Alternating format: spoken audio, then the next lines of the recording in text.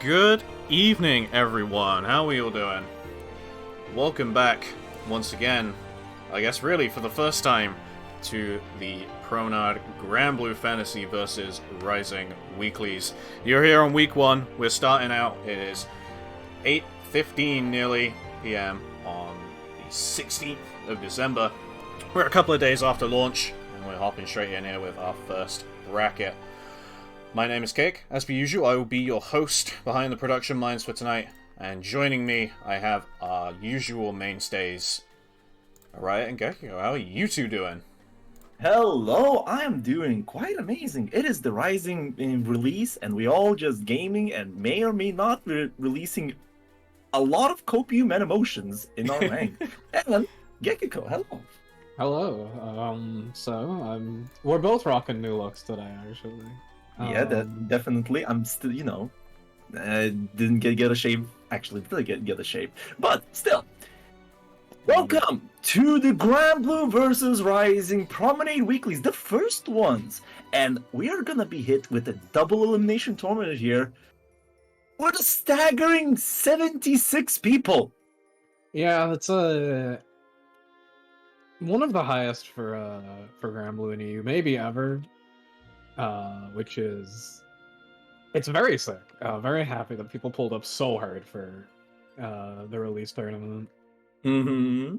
And it is great, and it's been, if we added up the early access, it's been almost a week of all the knowledge, all the tech, and I feel that people are just already itching to try their luck in the competitive scene. And we're gonna be starting with our first game here, which will be Roku versus Flipperick. Yeah, Roku rocking the Grimner avatar, but sticking with Belial for your bracket, which completely understandable. But we are still gonna get to see one of the new characters with Flipperwitch playing Anila. Oh yes, definitely.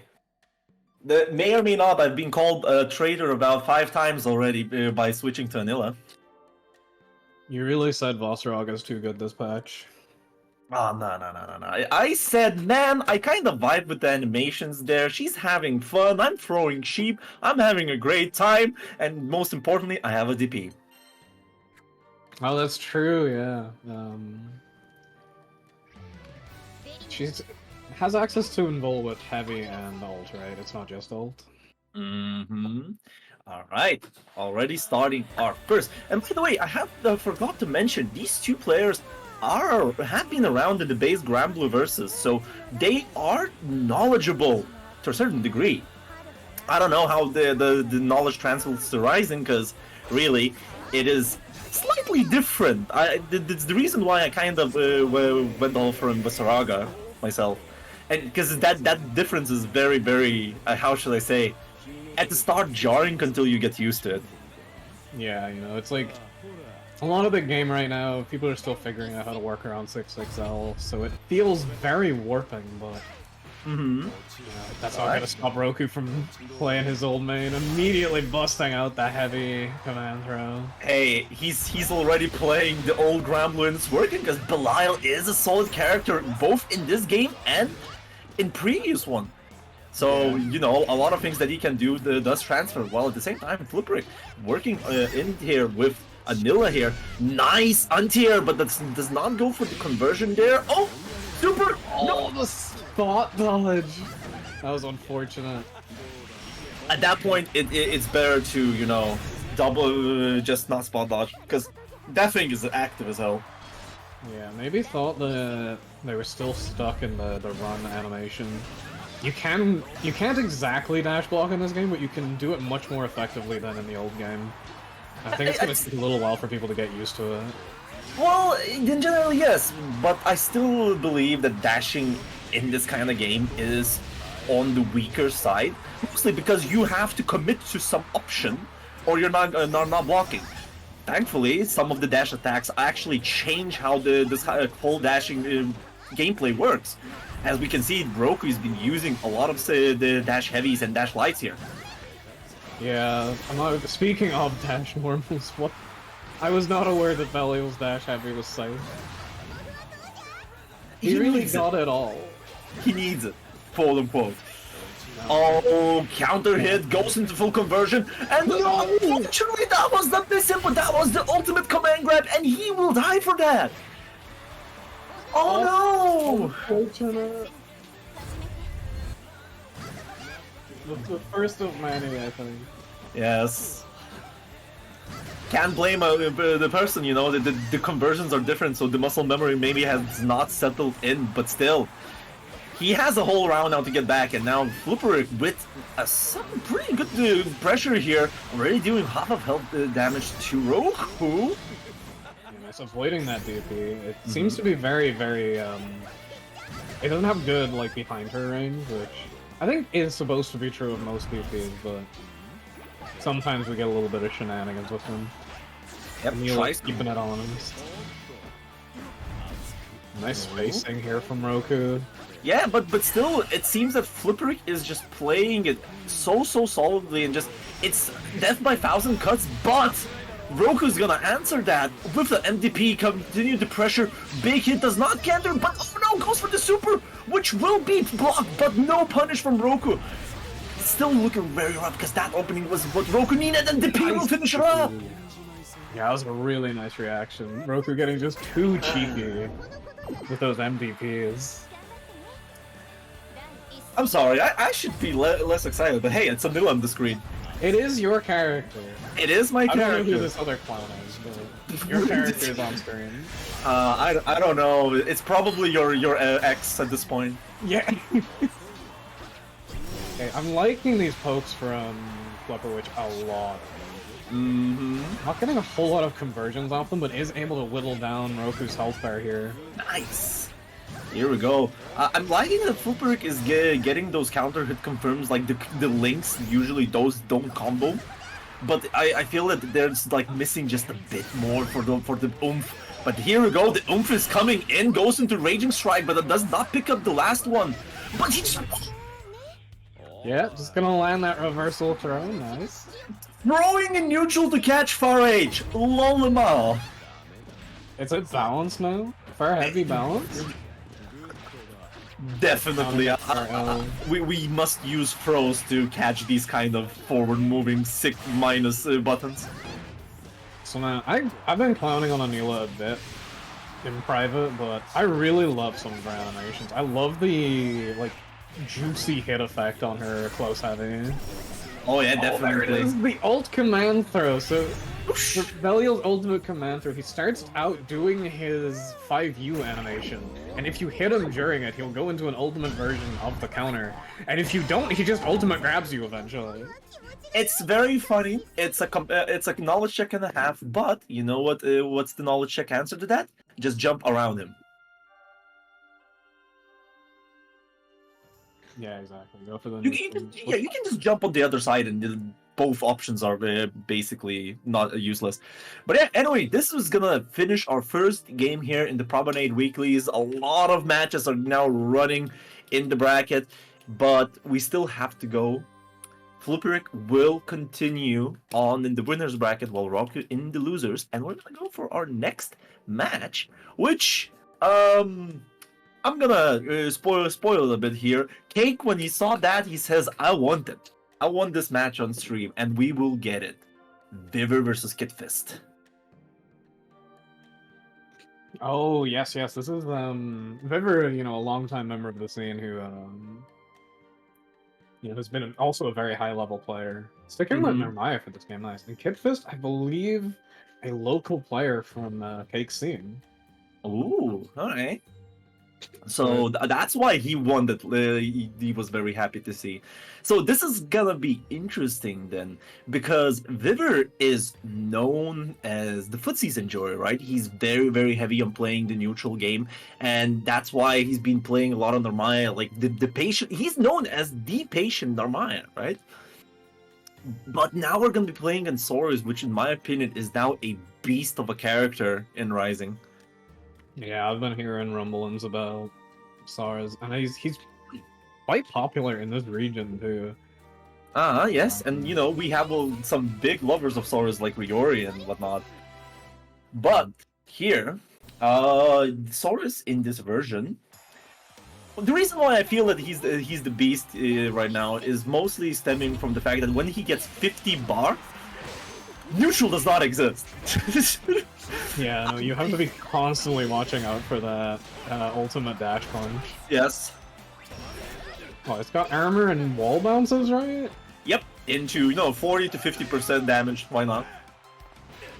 Okay. Casual bit of damage. Viver so far not letting that happen, but that 6-6L gonna be jumped over.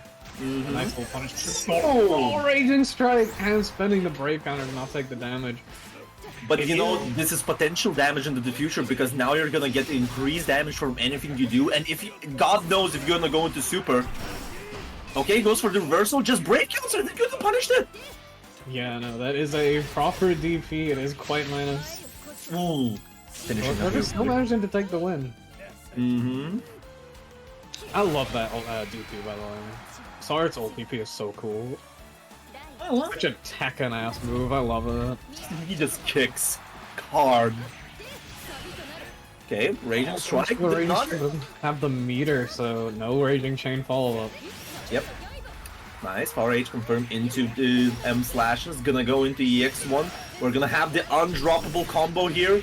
We're gonna have a reground, which increased damage. Yeah, it just still goes. The combo limit is not counted because the person is grounded. Though I've been used to seeing Narmayas do a close light into 2U, which just secures a harm knockdown. Yeah, no. Especially in this game where the EX moves have lost their hard knockdown properties, having a route into grounded 2U is really, really strong. Because even if you land an airborne 2U in this game, that will soft knockdown. Yeah, definitely. Alright, let's go into the second game, and now Viver has established dominance currently, and he's now being very, very harsh here on trying to keep the pressure here on... Brother! My man's gameplay was 6-6L the game. You know what they say, 6-6L gotta go. Gotta go. I mean, really, the game on the... is way better than the base game, but these two very hard things are just the issue, I feel. Yeah. One of them is that what you're seeing. Yeah, the 6XL loops. But I mean, not confident in being able to counterpoke them just yet. They are very difficult to counterpoke, even when you do have the familiarity against them, but... But you know, the fun part is that it's still possible. In a higher level of games, it is still a big threat, but you're gonna be just... It is still a risk to a certain degree. Yes, it is extremely strong, and there's no reason to do it, and the counterplay is just do 6XL faster. But if you're brave enough to counterpoke them, I feel that there's still some play here for Kitfizz, but Kitfizz is now still dealing with these plus frames. Oh no! Looks huge. Another raw Raging Strike gonna land. They're just confident that he's not gonna need those bravery points, just gonna take the kill.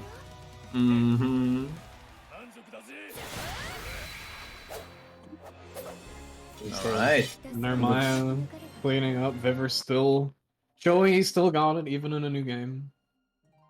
Oh, speaking of Narmaya. Narmaya? We got Livia. Yes. So before in the base Gramble, there were the Narmaya mains that were known across the whole community, right? Godflash Thunder, Viver, and the third Narmaya main was Livy, Bimbo Livia here. Unfortunately, in base game, Livy found out that Abel exists and then wanted to base boost murder people all the time. With the command grab. So the status of Narmaya, the main, kind of disappeared with time. Now, when Rising came out, we're seeing both Viver and Livy to return on Narmayas. Yeah, no, Livy is enjoying Narmaya a lot more in this version. Especially more compared to Avatar Belial. She's not been as into him as she was before. Which is not the case for Javok. Javok is still rocking the Avatar Belial in this icon. Yep. And you know, he's absolute... Now that he has the ultimate skills, he's even a bigger threat, I feel. He has some funny stuff. I love Ultimate Raka. I love sending Death full screen and thinking, oh, time for some safe pressure, time to do some safe 2-2Ls, and man teleports upon me. Definitely. I hate the ultimate projectile more. It just basically destroys the whole the whole zoning process. But now let's see, Livy with the confirms already getting in here, continuing the pressure. Slightly different pressure pattern than what Viver has, but I can't blame Livy here because you know Jabak is now putting him some work here on the pressure. Yeah, spending pretty aggressively on those EX projectiles. Just getting the good pressure. Oh my god, the response! Alright. This Livy decided to open up a person and almost dies for it. Actually dies. EX Rack are gonna close it out. Livy getting hit with a bit of her old tricks. Oh, too early on the throw, so Livy gets the punish, but the meeting comes out. Ring around the roses with the back throw incident here. Yeah, Jabak hitting a bit of that Kesman type with the EX flight into land. Alt DP coming out. Yep, hard knockdown, gonna go for the command grab, does not punish the command grab here. Okay, Setsuna, small dodge. The dive kick, but it's still very close. Nice use of that air moon flip to not get hit with the spot dodge. It takes the DP! Let's go! Sorry, I should be on bias. Man. But still, I'd still say that Livy here is playing very heavy on the M Setsuna here just to get those plus frames, like now. But Jabak just chooses to die, actually. I was about to say spot dodge, but now he just absolutely... This really pushing hard his cancel game here. Again. Maybe jumping a lot into these flights. Oh, try to get it with the parry, but... the land it's highly likely that, you know, this is the syndrome where the person played Avatar Belial for so long and may or may not does not remember what the cues are on him if you're playing against the character, right? So, oh no, Raging Strike. So might be the fact that Livy is just misrepresenting. That was a nice response. Okay. He's like, I gotta teleport my own personnel. Nice. Ah, DP.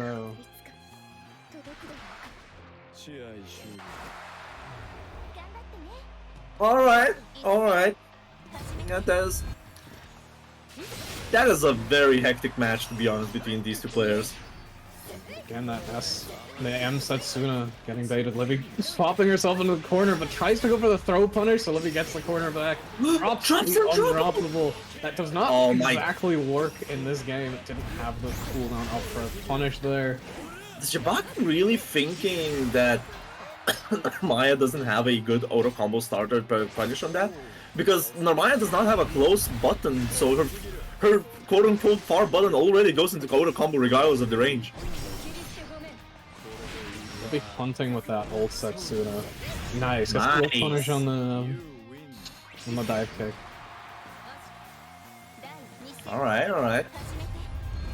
Getting it back now. Yeah, it's nice to have a back and forth set like this so early on.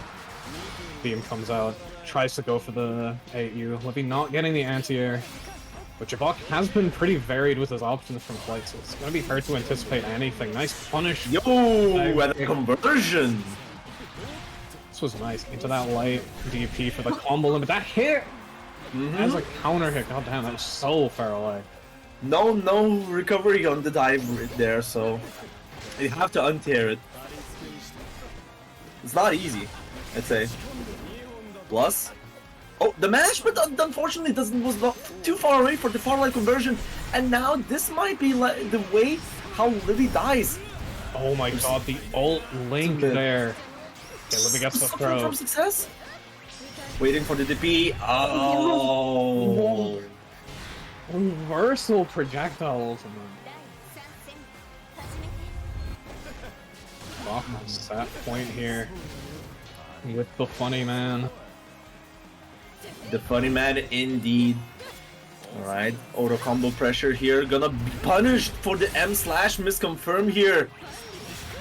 Okay, ripping the DP though. Doesn't want to let that pressure get started. Again, the M Setsuna gets spot dodged. Yep. Trying to use that command dash to Nice. get in against the flights. It feels like a risky option with Beam, but I mean, at this point, you're committing already to the dash there. Oh, catches some ultimate option there. that was ultimate dash, I think. Caught it just before it goes in full. That dash is just a teleports behind you move. Spot dodge this can't flash? What? I actually didn't know that was still in the game. I thought it was gone. No, you can still scam flash like crazy, or you're gonna mash! Like your life depends on it! And now Livy needs to be prepared for the funny! Yeah, okay, sends the Raging Strike. That's gonna put Jabak on just one bravery point left. Is not going to be able to brave counter. Oh, it's just hitting! Oh, the answer! This is gonna do a lot of damage now. Livy's on Pixel until teleports behind! 20 seconds on the clock, and this is looking set point for Jabak. Livy is trying to find a way to get in against the Jabak that finally decides to play zoning with this character. Chip damage is getting in, 16 seconds on the clock already. We'll be trying to build 50 meter here and try to look for another ult option to 11 get in seconds. on this. Uses the light slashes. Chip point goes for the teleport, and the match goes in. God, Lippy! She stays in it with the ult command dash into Farrell. Gets the hit, keeps herself in it. We are going to game 3. You know, we said earlier it's the long one. I feel that the pressure already makes the game like 100 with from just the intensity. Oh my god, what a round. We're already seeing gameplay on this level. I love it. Nice confirm. The max range whiffs the throw. Unfortunate plus frames coming out for Jabak. Oh, Catching a spot dodge. I like that. That was a bait on the Jabak's autopilot, I feel. Because he's been really just spot dodging on the cancels whenever he can, and now Livy now attempts to adapt it to you. The funny scam flash. Yeah, there comes that reversal super. Yes, and it's not gonna go this. Oh god, tried to be a cheeky little bitch. Goes with a stand heavy in reaction to that ultimate moon flip. Yes, the ultimate moon flip is invincible on the startup there. Well, it's not on the startup, it's not frame 1, but it's still invincible. But the other part, you can still hit it out, so it's on Jabak with a good recognition there. Nice jump. X slashes. Levy. Goes for the undroppable here. Look at the damage. By the way, reminder that Oh, this should be Abel is made out of paper, and he will just die. Yeah, no, Livy taking that nice stable combo with the Raging Slash into the... picking up into the super. He used to be able to juggle that a little more, but they did not like Raging Strike, close heavy, Raging Strike, close heavy. Oh, scam flash again. Okay, moon flip gets... that was plus. Really was afraid for the DP? Oh no, you don't spot dodge the third kick! Okay, Jabak's Laga is now gonna do quite a bit of damage here. Go into ultimate shenanigans. Oh, shimmy with the jump! Big damage coming in here for Jabak. Again, goes for the good link with the ultimate, and look, my god! The unrelenting... One more hit here. Raging Strike connects, Livy on 1 BP. Getting clipped by anything here will be killed. Oh, try to teleport behind! What do you mean that recovers in time? Yeah...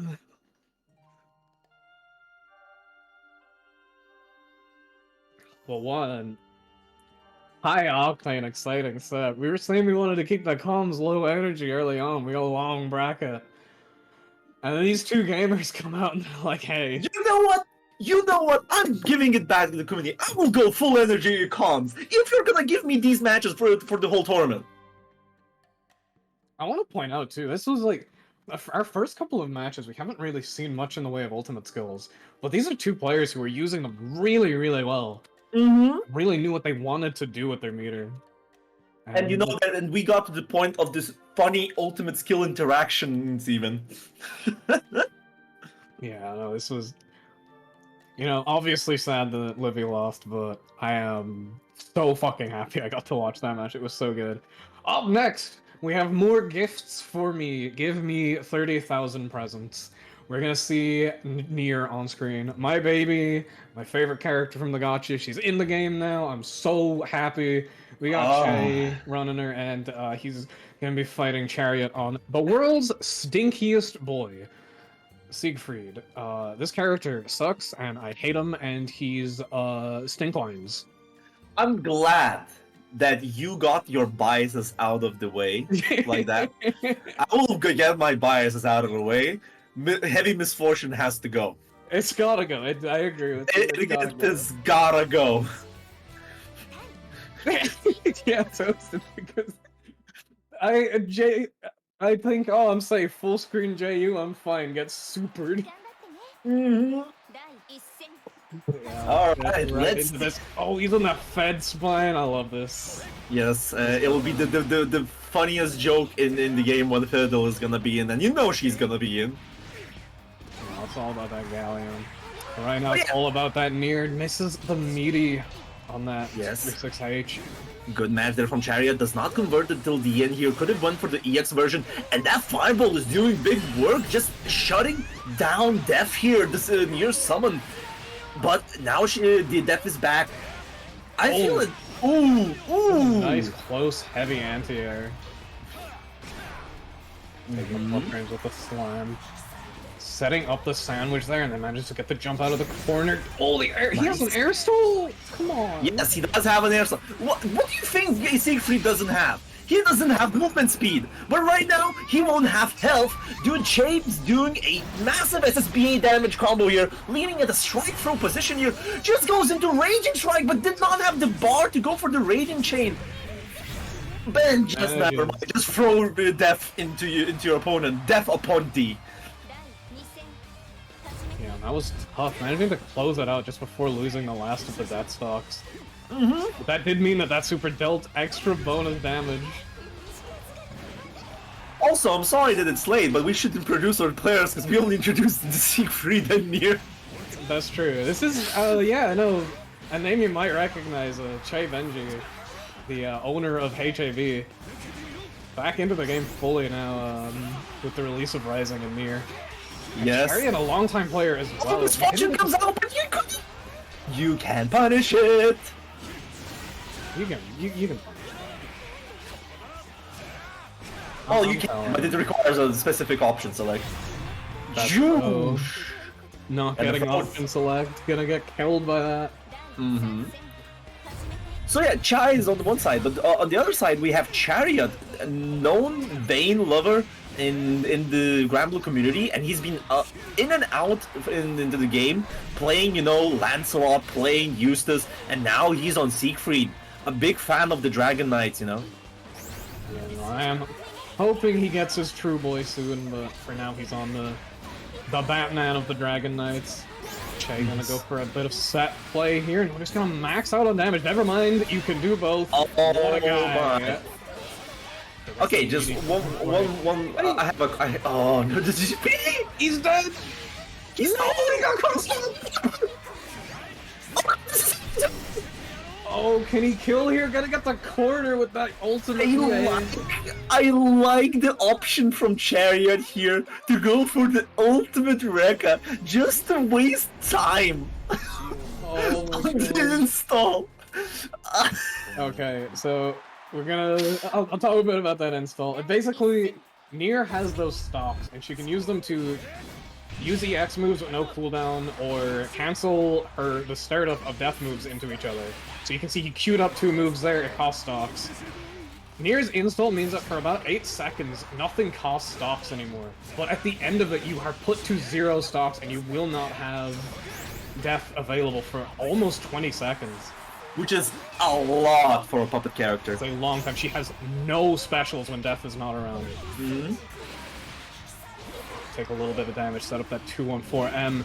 Nice use of that air stall to beat the counter poke. Just get hit by the so powerful. Tries to spot dodge the death. I feel it's better just to find the moments to mash the death, and now catches the heavy misfortune here. But Chai went for the SSBA parry here. Unfortunately, not on the fireball. Yeah, no, that was a smart play from Chariot. Aware that parry SSBA is a thing, and just sends the fireball instead. Chai gonna get nice damage here. Gets that 5U wall bounce. With the high-low setup here.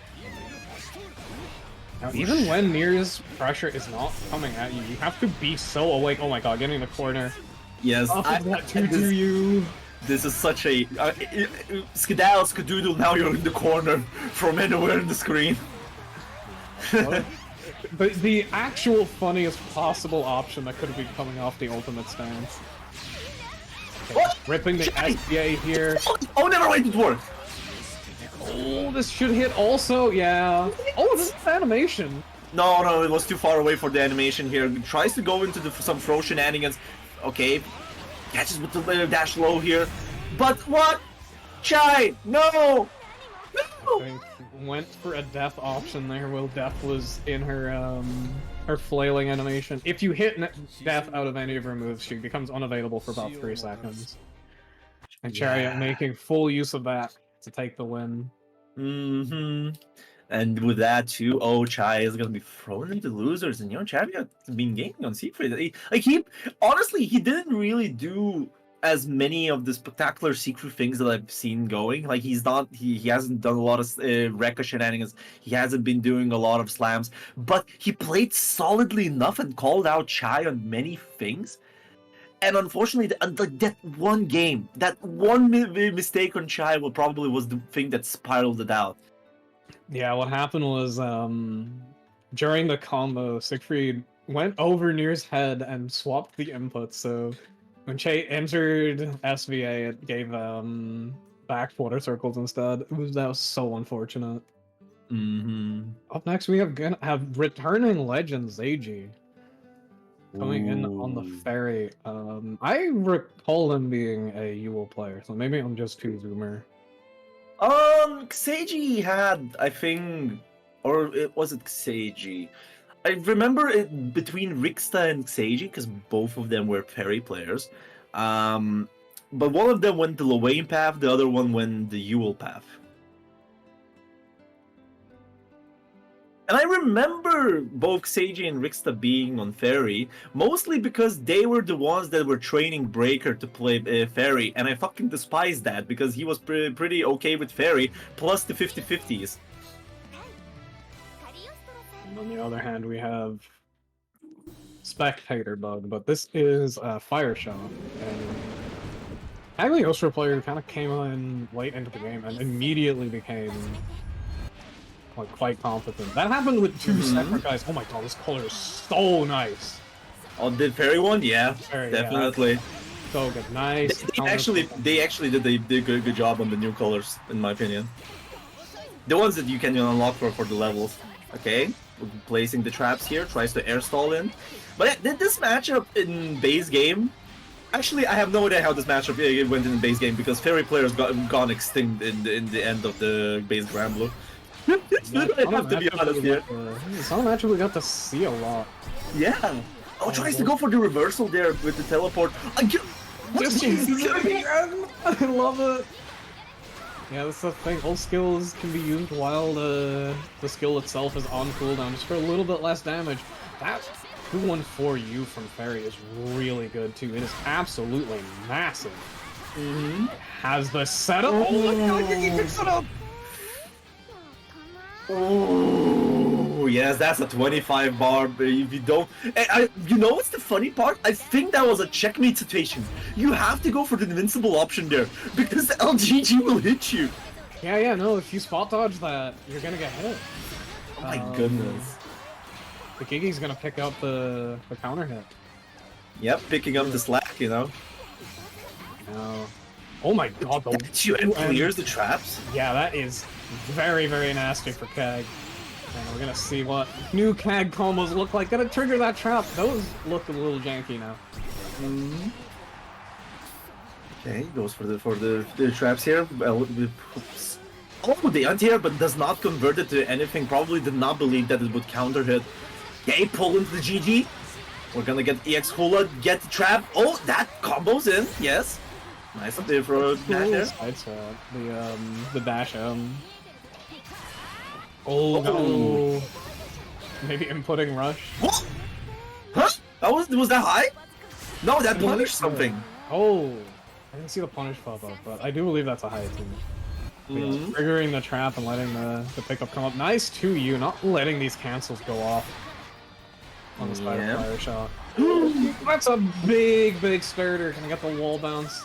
Gets the light into LGG setup. Gets with the very late high. Jesus Christ, who said that Fairy has no goddamn setups in this game without hard knockdowns? Oh my god, Seiji.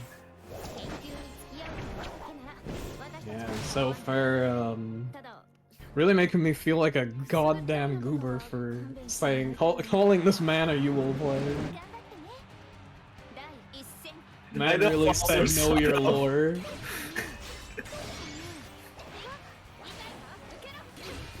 Oosh. It's the jump in. Trap coming out. Oh, try to air to air, but... Yeah. So just getting the spacing back. This is a spacing that both characters kind of want most of the time, but I think Fairy in this version of the game is just able to use it a little better. So Fireshot kind of changing things up, trying to rush down a little more here. The nice catch on that spot dodge. Oh, unfortunately drops it. Nice shimmy. We're gonna go into Raging Strike straight into SBA, get that damage in, and now Fireshock back into the game here.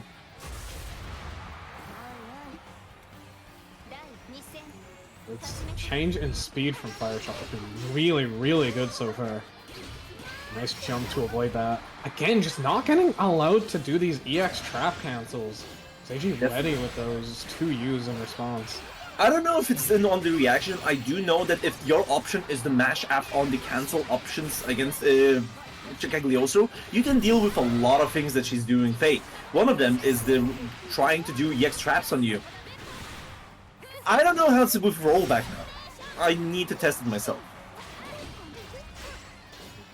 Fireshot placing these jumps real well. Again, just not being able to do it on cancel, and the Gigi's gonna pick this up for the kill. Yep, SBA will clean the deal, seal the deal, and what I mean. And we're gonna go into set point for Seiji. Definitely putting on a clinic right now. That recovers in time for the DP to come out. LGG. Oh my god. Did not get into it. Into it the second DP. Oh my goodness.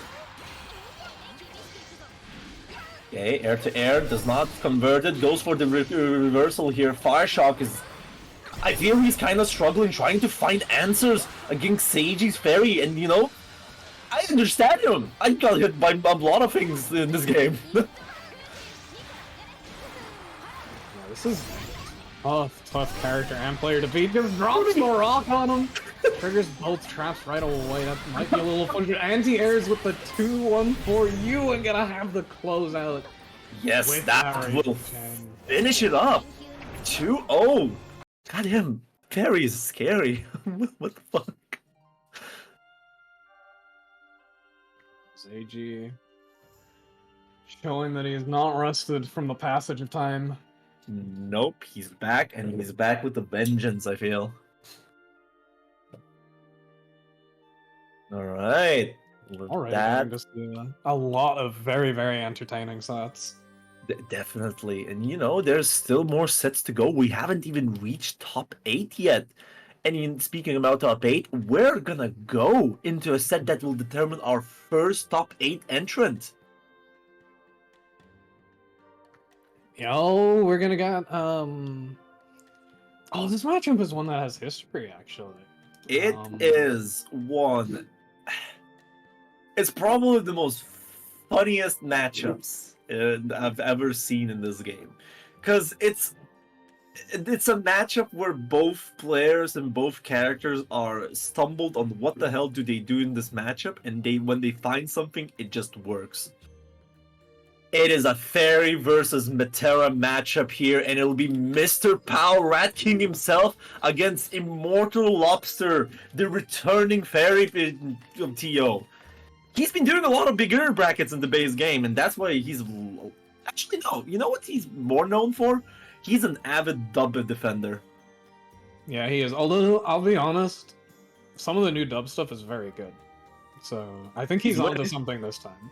He is onto something. Hey, Percival got fixed. We kind of joked with Titanic yesterday about it. You know, like, the previous Percival was, I'm the Lord of Flames, and now he's just has a commanding voice. Yeah, he took a hit of those, the Vicks spray, the nasal spray. Absolutely! Yes! He's all cleared up. Support your local pharmacies, people! Yeah, what was the stuff you were on Headstomper? We got a sponsorship from them, maybe? Percival on those. Percival Yeah, we're getting started here. They're letting the intros rock.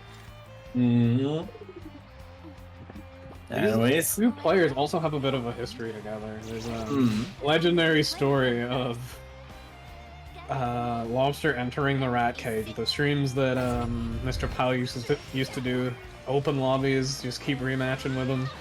And Lobster played for hours, just getting bodied by... Like, this is just when Lobsters was starting. He just ran the gauntlet. I understand his feelings because I did the same. I was in the rat cage learning the Metera matchup as well. It's just, you know, to the degree that Mr. Powell is my most played Metera.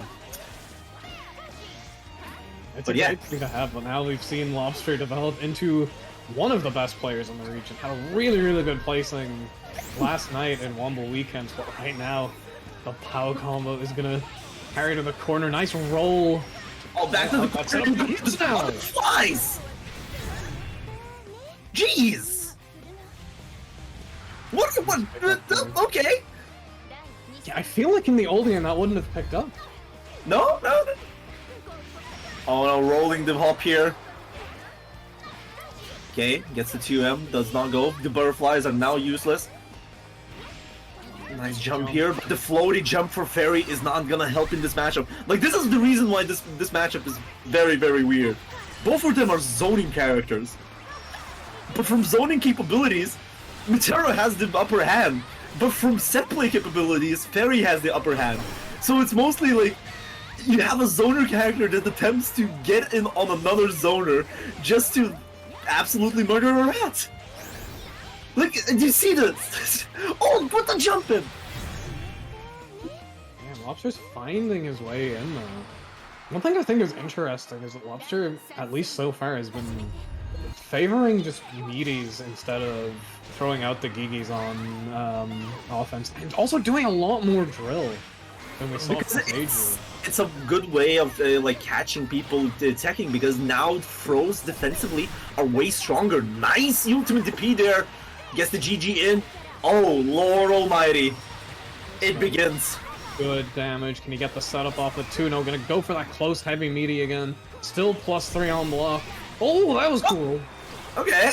Just Brave, like, Brave Counter is a very good tool for both these zoners because, you know, it's a getaway tool. Again with the ultimate DP. Oh, nice. And there you said it. Okay. I have a call to the community. This situation, when people know that they're gonna do a Brave Counter, by pressing them too early, they get a Raging Strike. And I thought the name, and then I got 2 more names. One of them is Premature Bravery, 2 is Grave Counter, and 3 is a Live Angle. Live Angle, I like that one. Credit for a Live Angle goes to Jack. I think it's just the new malady, honestly.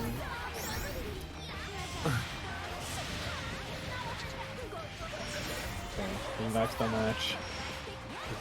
How gonna go for the kill and take another round here.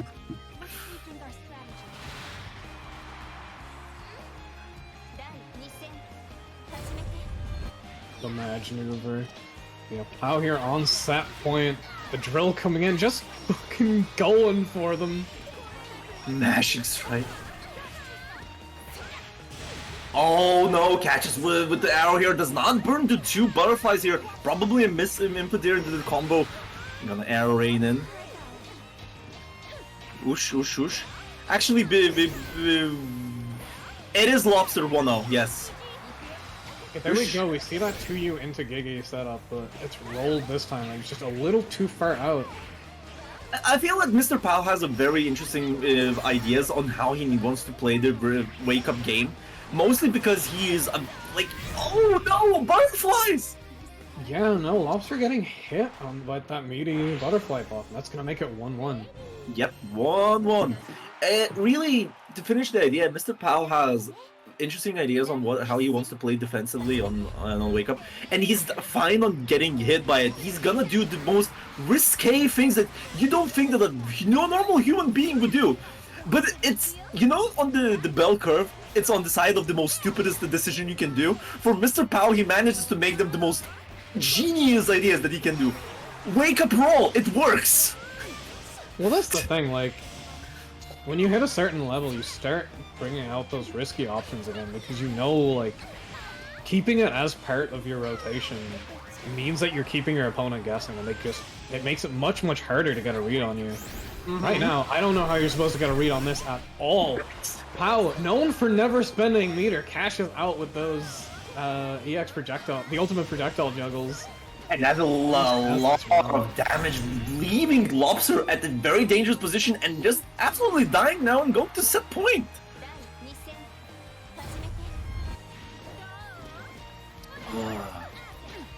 Alright, I'm gonna be playing it safe here. And now Lobster again playing it safe. Greedy with the oh, not just going for the Gigi setup. Oh, okay, has another one with just a little more damage tagged on. Yep, we're gonna get the EX whip, but now cool GG on cooldown. Could have spent an ultimate GG if really wanted to, but unfortunately deciding not to do so because bar is important. Gets a nice counter hit convert there. GG here, catching him walking low, and this might kill. We're going to double EG. Whoa! Lobster showing that that third seed is deserved so far. Oops. Position in favor of Mr. Pau. Goes for that 5U in. That is the most like difficult thing to deal with Matter is like once you get the zoning timing like kind of figured out against the player, then they have that forward hop that they can use instead to start up pressure. Nice. It is weird because in the general like matchup experience like against Matera, you always have to get to the point where you're forcing Matera to not abstain from using zoning tools and starting playing with the normals, right? Oh, God. Oh, just the kill, yeah. No. Oh, God, I thought that wasn't getting animation. Pascal was absolutely ready to call out the TK drill that was used as a throw bait, and now Lobster just dies, and with a small mold in the chat. I fucking hate this guy. You know, when shit like that happens to you, it's fair. Oh my God, that Vicky color is so funny. It's the canon Vicky color. Oh, and we're moving in to our top 8.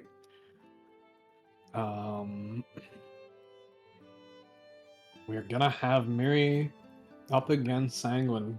Miri kind of easily one of the top players of last game. And still cooking in this game. Sanguine, a player who has always been known to be quite strong, but especially towards the end of the last game and in this game, is just proving it time and time again that he is one of the big names to be looking at. Well, I'm kind of confused here. Oh, it's top 8 game already. Whoa, we're just steaming ahead. Hell yeah, Promenade runs a tight ship. Yeah, it's doing pretty fine. Yeah, and you know, when you look at the matchup history here, Mary beating Jabak that we've seen before, absolutely murdering Light, And on Sanguine's side, remember Seiji? That absolutely was amazing on Fairy. Sanguine coming in clutch. And of course, on the other side of our top 8 winner side, we have Citizen. He's gonna be going up against Mr. Powlator. Citizen, another legend of the game. The known Mr. Evo Lord Champ. Yeah. Unfortunately, he's not on personal this time. You know what character he plays? Is he on the Schlopper? Yes, he's on the Sloppenheimer himself. Yeah, you know, I think just in this game that kind of speed is kind of what you want to be going for. And he had a very good Seox back in the day, so... He had to learn Seox just to, you know, not let the Meteoras win in the Clash of Champions. Anyways, let's get the into other it. end. Yeah, we're gonna have Miri versus Sanguine. Alright, people, do not be alarmed, but Miri's name is Pira right now, and Pira's name in this game is Pira Fei. It is a mix. You should probably get hit by the mix, like I did twice. I think if you see PETA playing Lancelot, you're just in hell. It's like, who is this? No, he's playing Shooks. Oh, okay. Pira Fei is playing Shooks now. Using that projectile to just... Oh, using the... Oh, Sanguine is actually big into these ultimate skills so far. Using that auto combo, the triple attack overhead. Nice, he was ready for it.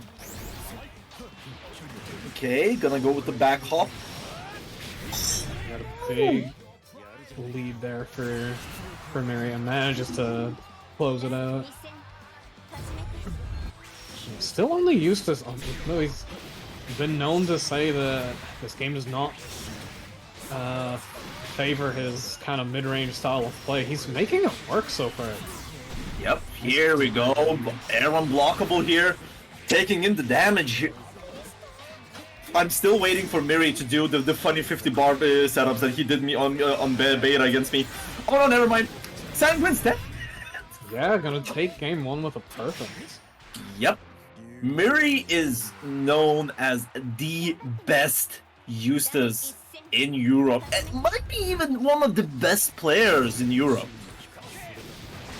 Oh yeah, And he manages to make characters like Eustace, which was considered one of the weaker characters, as a top tier character choice. Oh my god, the spot dodge not working out. Doesn't go for the double install. Okay. Yeah, I was wondering with those jabs, was he looking for that unblockable setup? Instead just takes the Magnian stack. Oh my god, you can hold that for so long! Yes, you can. I learned the hard way when he meted me with the command grab after the hits. That was kind of funny. Also, if anyone doesn't know what Siegfried's stacks are, he spends a bit of health on his 5U to get a damage boost for as long as that timer is up. He can refresh the timer and get another stack by pressing another 5U. Right now, he's about to lose the stack. No, he will matter, but it doesn't matter. Chip point and catches the P here from Miri. Sanguine getting back in the game after that kind of perfect logs.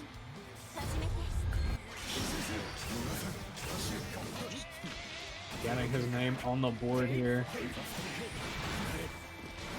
Nice confirm. Whoosh. Throwing back to the corner. We're gonna go some Rekka shenanigans. Nice delay fuzzy match there just to catch the... But no, Miri, this time he's the impatient one. Going with the ultimate reversal and giving Sanguine a lot of damage to think about. And now going to SBA, leaving at one strike option here. Oh wait! This might kill. No, it doesn't kill. With the Magnian stuff, it might have killed. Now with the chip point. It's just on some DP. Silent is very much showing off the power of Siegfried right now. Going all out. You can not air stall against Eustace when he has the best on-tier game, and no, the unblockable hit in. We'll go. Oh, here we go. The setup. Nice block on the high. Yeah, those highs are 18 frames, so that's a really, really good block from Sanguine. sends out the projectile. So hard to set up any kind of zoning game against this character. Are you kidding me? He recovered. No, he went for the command grab there, and Miri is just always doing the fuzzy mash. He's... This is gonna clip, yeah. Miri now with access to those easier input supers. You are not going to be able to test the easy input, without an easy input with the quarter circles, he is known as the one that reacts with the super like that. And it's just now even easier for him. Okay, double install. Look at how much damage he's going to be able to get on his next hit. Actually, just get thrown into the corner. Nice! Nice throw bait. This is going to be huge damage. Yep. Gonna go for the ultimate. Oh! What? Back to the corner you go! Go for the low this time! Oh my god! Miri! Already. Does he win quit? No, it's weird, okay. Yeah, we just got desynced. Yeah. Simon put up a really good fight, but Miri just busting out the sauce at the end. Made himself really Sauce is an underrated term here, Gekiko. Yeah, what is the level up from Sauce? I don't know. Using a move that everyone thought was mostly worthless, the ultimate grenade, initially, and now Miri is like, okay, never mind, I can kill people with it. God. He's a stick high-low. My man was not making the sauce. Toes has an idea, he was cooking a stew. Yeah, cooking the stew. Holy shit, okay, I need a breather, but I don't think the players are gonna give us a breather, because right now, remember you did say Immortal Lobster and Mr. Powell had a game that had history behind it? Now this is history. Yeah, this is from This is no, you tell the story on this one. Alright, so Fizzen and Mr. Powell, the Lord Evo champ and the Rat King himself, they are known as the best specialist of their own characters, and Fizzen played Percival back then. And the thing is that every, I think, year or half a year, Majin Tenshinhan hosted this thing called the Clash of Champions. You can figure the abbreviation yourself. And the thing is, those are first to 7 round-robin matches between the top level of Europe. It's a pure invitational event. And Mr. Powell and Fizzen both have wins in the Clash of Champions. And what Fizzen actually prepared, he played Percival and Jita against everybody else, except for Mr. Powell. He had Shooks only prepared for Mr. Powell. And that's like, you know, a lot of Meta's specials and even some of her normals are projectiles, so busting out Mr. Full Screen Projectile and Bull Dive is a fairly good call. Empty Hand is very, very funny. But yes, we are gonna have this rematch of the ages, but this time not in the base Grand Blue, but in Rising. We are good to go, and let's see what do they have us to show. You know what? We have already seen Mr. Powell play, but I can't stress enough that when you're gonna be seeing Fizzen play on Shooks, usually you think that this Seox character kind of does whatever he wants, which is called slopping in this community. But Fizzen, he has seen beyond slopping. He saw the dry Shooks gameplay, and it's very effective. Yeah, definitely one of the that was one of the matters that just has the best time, I think, against Seoxes. Yeah, he simply learned how to do it. It is funny because Powell did learn the matchup, which is okay. There's another story on how Mr. Powell. Yeah, by the way, start. I don't want to do stories. I want to watch games as well.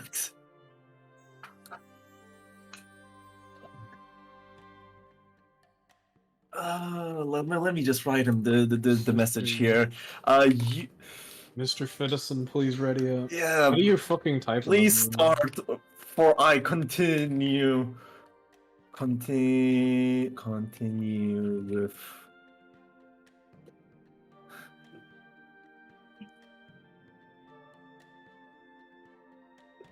I don't Yes. think he understood the. I don't think he understood the sticker.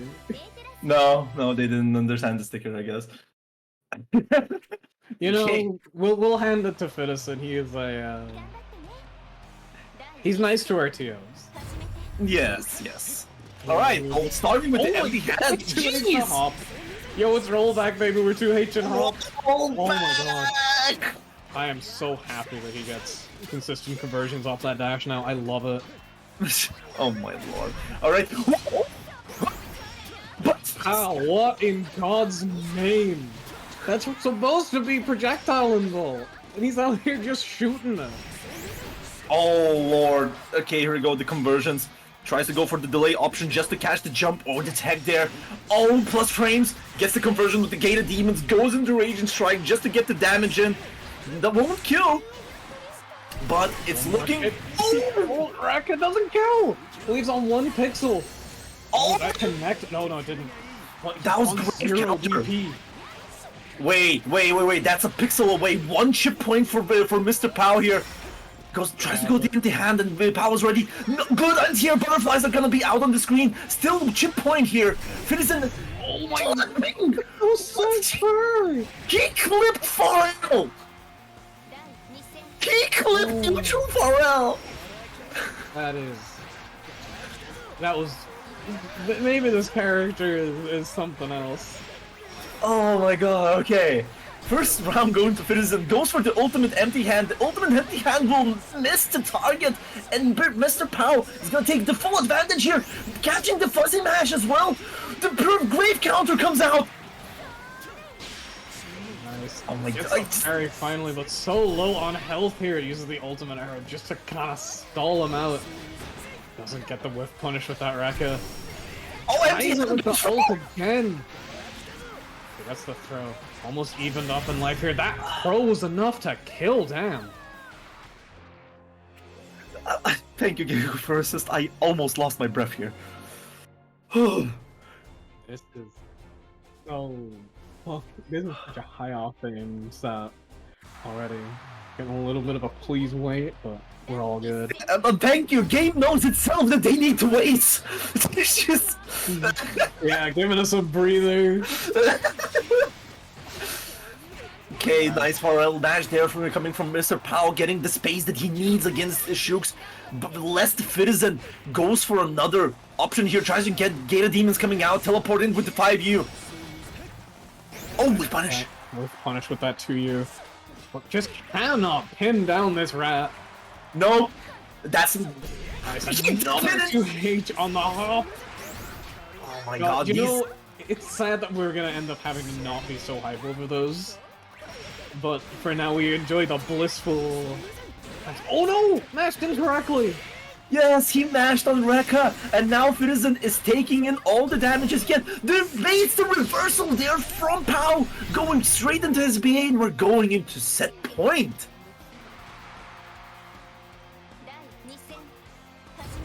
Oh. Right, back to the neutral here. Fittison is very keen on using those empty hands, and he's doing them very preemptively. He's reacting what Mr. Pow is doing, and you should understand that too. Mr. Pow is very careful at that specific range to fire any arrows, but now he's trapped in the corner! You were talking about how risky those wake-up rolls were earlier, and now Fittison sniping it with that close heavy. Mm-hmm.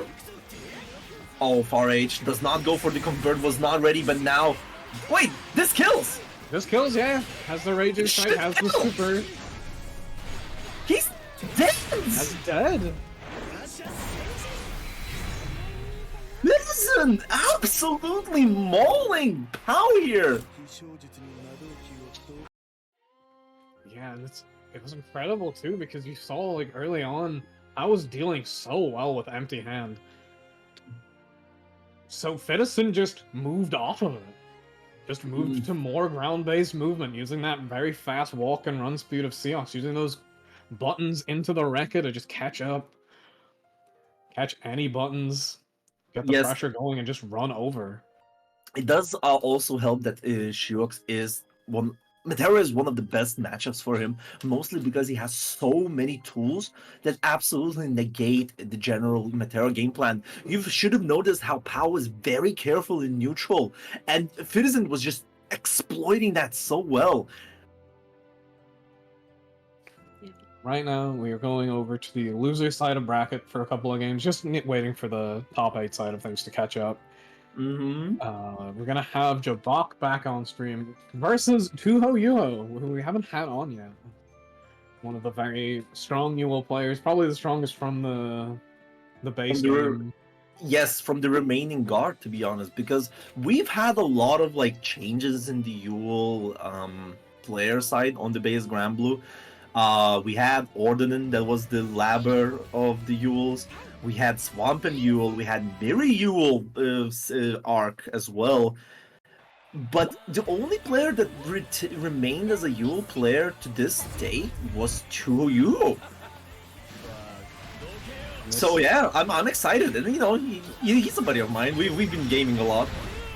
I'm still waiting for the Rail Baltica to appear so I could go to Finland and T-pose in front of his house. Doc the man. Right now we're getting into this match. Nice response to that Hanarashi. Throws are better against it now than they used to be with that 4-frame start up. The snipes with that PRM. You get that combo now from much further away, and you get that the Raging Chain afterwards. So you all got a nice chunk of extra damage in this game. Yeah, I know that. Wait, is that like... Oh, I'm sorry for interrupting. Was that 668 starter? That was a 668 starter. Yeah, that was what I was gonna say. Using that as the punish for DP, it forces crouching on hit. Oh boy! So you get a lot of Yule's best combos in the old game were crouch only. That's still the case, but now she has more ways of forcing crouch. The command throw is gonna hit. Oh no! Yes, and he did not wait. Just went for the DP and Jabok anticipated it. We're gonna get into quite a bit of damage here coming from Avatar Belial. Goes for the laser, goes with the funny plus frames reset. Tuho was not ready, just goes for the counter. Reactions! Under. Yeah, he got under, and he's gonna get the full punish. Not quite the wall bounce. The Fox Box! Yeah, hits that flip, forcing crouching again, so he gets this 2-2 conversions as well. Oh boy! Cooking so far. Nice. I like the Hanarashi in response to that flight. But Jabak, to be honest, is ready on that as well. He's canceling the option there and reacting with the DPs. Like, both players are very aware of their both options in neutral and just tries to work it out. But now this is a DP slugfest from both of them. Both players very clued in on their offense, but be getting a little impatient, letting these DPs connect. The Rekka comes out, trying to send the ult skill of his own with the ultimate Hanarashi. Used to be a DP, now it's just the forward motion. Yep.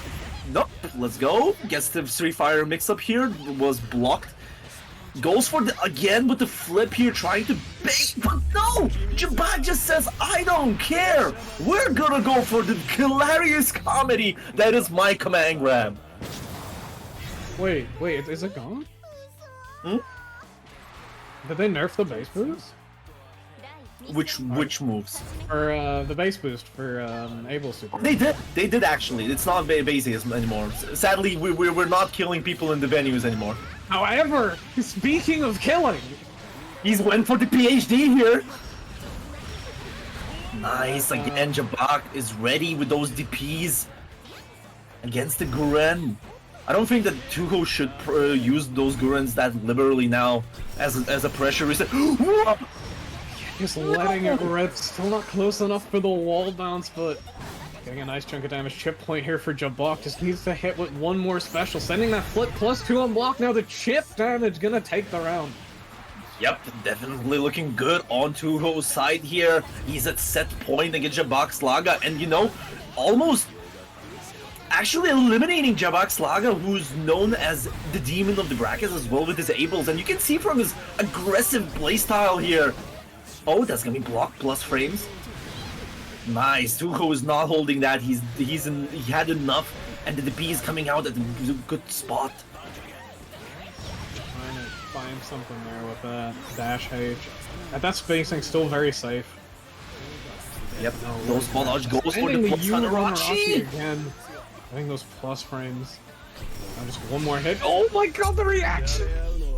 Jabak is ready! Yeah, getting too cheeky with those Hanarashis. He's alive, but there's a rough amount of life to be on versus able to beam. Gonna end it. He tried to do the Fox Flame shenanigans there, and it was just beaten by the 5U. Alright. 1-1 here. Hanarashi into stance, into nothing. He's testing it. Like, Tuhu is testing Jabak because Jabak showed that he can defeat him. He was just trying to understand, was that a reaction or was that preemptive? And now he knows that's a reaction with the Shemi! Got nice damage here. That close light into this close heavy link. New to this version. Nice DP. Ooh! Just Oh, no! Oh, it does! But not full damage, yes! The command grabs comes in, that's gonna be a lot of damage here. Oh! SBA? Does that punish? Yes! Two! I like the simultaneous ooh. Sometimes we're insane. Well, we have you and me. Set point here for Tuho. Getting a fresh Hanarashi to beat that counter poke. Nice! Air salt. Back throw is a good time of DP bait. Oh, this is not. No, Tuho is feeling like it not like this, bro. Yeah. Not like this. That combo was. Hey, was that jump scare? That was very sick. But oh my god, Abel has scored. Let's go! He just went for it! Again, the SBA coming in! And now, oh, suffering from success, misses the meaty. Oh, he's jumping, he's jumping. That's enough! Oh, he's but it won't work! Oh, the Get through the laser! The air stolt again gets the pressure on. And he just secured his fate with the flight there! The P will hit it and Tuku eliminates Japan on 2-1! And another... Man, we need to have it back on one. No man sets are too good. We're not even in top 8 and we're having these kind of sets. On the subject, we're going to be having a top 8 qualifier. Immortal Lobster is going to be back on stream facing Fireshock, who Oh no, not like that. Fireshock had to play against Seiji, a fairy player, a very good fairy player, and now he'll have to play another good fairy player to get the top 8.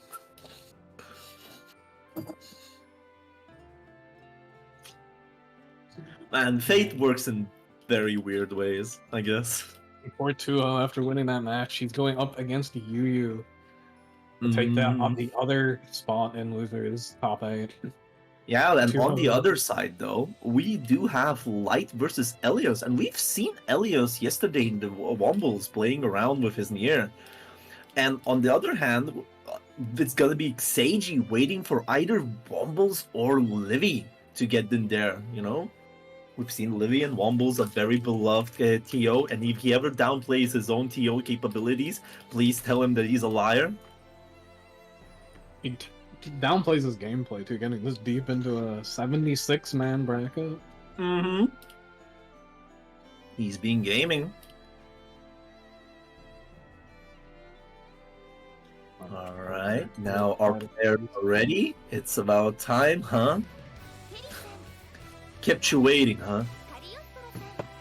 Forma the sheep.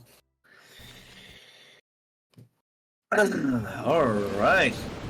Let's get into our qualifying game to top 8 here. Fire Shock versus Immortal Lobsters. Yo, we got the hype train incoming. Yes, there people are subscribing in the chat here, 4K. You know, there's someone for this Barry versus Cagliostro gameplay. You love to see it. Mm-hmm. Raise your fist dogs. We already saw the previous with Seiji, but really now I feel that Seiji was very oppressive on the set play here. Lobster's set play is... I feel that after what Seiji showed, it's more on the simpler side. And I feel that it's gonna be more of a neutral type game, because Lobster is really good at playing neutral with Fairy. Remember, you said, like, learning against Mr. Pow. Getting in very, very carefully against people and finding those moments to start up your gameplay, that's the strength for Lobsters. And he was ready here, gonna get the EX flip, does not pull, just takes the GG here. Yeah, Go I think Sage. it's very interesting Sage. that... Yeah, it's gonna be the kill here for Lobster. Oh, No. not quite, doesn't have the combo limit left for the Raging Strike. That didn't actually hit the trap, that throw is gonna do it. How did that should have... Okay, that's weird how the traps are working now, I guess. Yeah, no, it's... They do look strange in this game. Gonna try the reversal, it's gonna bait! Lobster's deep people. No one's gonna be able to hit each other. Going for those throw baits again, the 2-2-U is gonna beat it. Stuck underneath those traps now. Gotta be careful throwing anything out because you will be bounced into them. Gonna use that teleport, not quite close enough for the wall bounce. A back throw gonna do it though. Yes, definitely, you're just finishing up there. But damn, these games are going for a while. They're trying to open up each other so hard. To you, Gar. It's a good button, sir. It is a good button. It has been a war criminal of a button since the release of the game.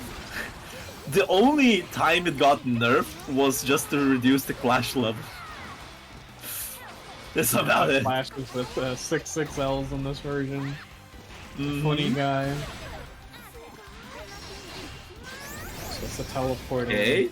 Oh, this Lobster's one. not super ready with these 2-Us on the cancels. They're really. I feel that the difference here. Oh no! What is he gonna do? Oh, he tried to go for the ultimate DP and it just gets cleanly beaten by the SBA. All crouch confirm. Has a lot of comeback to make here, but starting it off with a nice hit into the GG. Blocks the low, tries to brave counter. The Brave match maneuver occurs. Yes, and now... Oh, big gets the Raging Strike here, but now the Brave counter is off. Oh, what? He clips it with the ultimate DP, but didn't go into follow up just to kill. And now we're looking at a 1 pixel away for both players here. What move will do it? Yeah, and honestly, putting yourself at 0 PP here is not that big a deal because you're just gonna die to any hit anyway, and then just sending it. Seeing that run in, I'm gonna send the 2 on 4M. Yep. Here we go. Now we're gonna go back. Holy shit! The game has been going for so long that we were resetting this soundtrack. Oh my god. I got my own music on, so... Oh, the big jump in on the 2U here. 6XL getting the pressure in, tries to roll something preemptively here. Don't think that Lobster has been playing a lot of far buttons. He was more on the 2M game. I tried to catch the teleport with that Fire M, but just a little too far out. Fire L, sorry. Okay, the 2U comes out. Nice, this could be the kill with all this meter. Yep, this looking very good. Oh, Fireshock gonna take the first game here against Lobsters. Now, remember you did say that on the traps, how it worked, that Seiji was absolutely... What's going on? What happened? We having some connection issues. I don't Does know. Lobster think he lost? Oh, Controller issues. Oh, okay. Well, we'll give him a minute or to fix it up. But yeah, I wanted to talk about that one moment, really. Is that Seiji usually did not let Fireshock to continue with the pressure, mostly because he was more keen to mash on every cancel. Fireshock is always going for the reset options here and not particularly making people respect those options. Yeah, exactly, and it's letting him get away with a lot of stuff that he wasn't able to get away with before. Mm. And also, Lobster, when he gets these the two U's to hit, he's not going immediately for the Gigi setups. He's preferring much more the strike throw and Yeah. the fake with the drill. So I it's mean, interesting to see how just differently the matchup is playing out. we haven't seen the disgusting 50-50s, and even then, most of the setups did not working. No trying.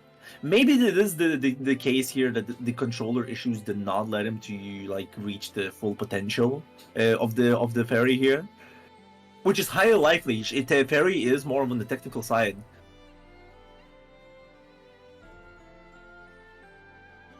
Yeah, she got that 2-star rating. She's chilling with Nier. Oh my lord. Sorry, Okay. I'm just talking with Livy about her upcoming match. Speaking of Seiji. Yeah, it is kind of funny. Another thing is what is funny is the legendary Sisyphean task that is Tuho Yuho and his. Yeah, I know, facing up against Yu for So another spot in top 8. the story here is that Tuho Yuho is always in the bracket meeting one of the two Vera players, Light Yagami or Yu. And it's usually a very, very rough situation for him because he loses those matchups. But now in the last weeklies of the base Granblue, he showed that he has more than enough to keep Vera players at bay. Only issue is, oh my god, saying this almost gave me the cough, itus.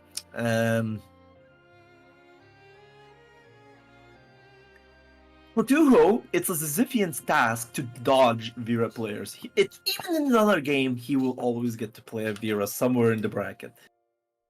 Yeah, no, they're gonna find him one way or another. But yeah, Lobster is absolutely having issues there with the controller. Yeah, if The you have to lights, reboot, it's gonna. I do just want to hop in just for a quick second here, just to take the time while Lobster's sorting out his controller, to thank everyone who's come along for our first bracket today, and has shown an absolutely incredible amount of support in the chat. So yeah, just from me, the funny man behind the production minds, thank you very much. Yes. Thank you for supporting the Promenade, and thank you to all both viewers and players in joining us for this whole first tournament. But at the same time, unfortunately, we have to figure out what's going on with Immortal here. I think if Lobsters had to reboot, then he might be stuck in communicating with servers. Highly likely, it did get longer than the previous. Yeah, it's unfortunate. I found it inconsistent. Sometimes it connects really quickly, but other times it's quite slow. Mm-hmm. But there's also like the time he has to spend actually sorting the controller issue too. Yeah, it would be very unfortunate if the controller issues got in. Oh, here we go. Lobster is back here.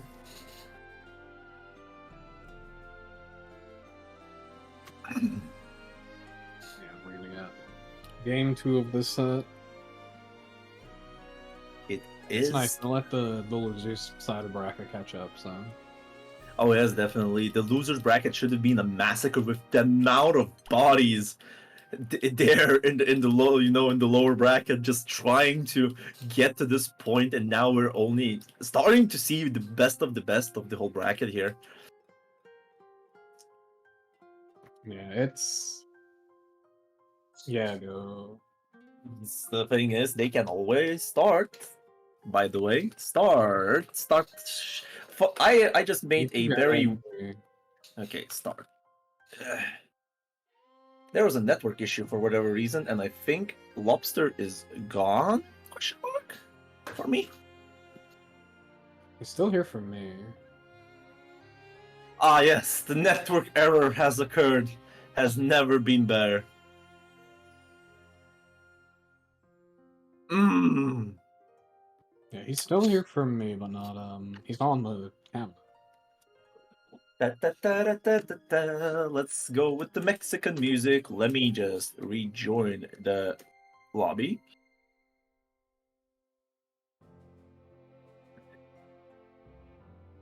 Yeah, I think the Steam servers have been having a bit of a rough time.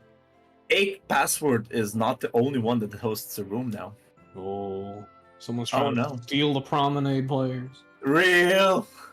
Spectate and go. Thank you. Okay, there we go. Alright, let's get into it. Right now it's gonna be 1-0 going for Fire Shock here. And now we have a bit of an interesting situation now because both players probably iced out, and you know both of the characters are very heavy on the momentum. So you want to have a good momentum. But we have a restored Immortal Lobsters now. Yeah, let's see if the controller's going on. There we see immediately going for a 50-50. Yeah, here we go. The power's back. In the corner. Oh, nice Brave counter, not taking the side switch option here because it could have went to go to the trap there, getting the plus frames for Fire Shock and getting the corner. But now Lobster is looking way more prepared here, going for the Tiki jump L just to finish it up. Yeah, hitting that combo limit one hit earlier than he expected, but just ready with that JL. Nice. Again, just so good at baiting these. Ooh, These delayed mashes and attacks from that we're seeing a lot from players. Lobster is so ready for them. Nice use of that dashing normal side swap. He just cartwheeled out of the corner. Which is funny.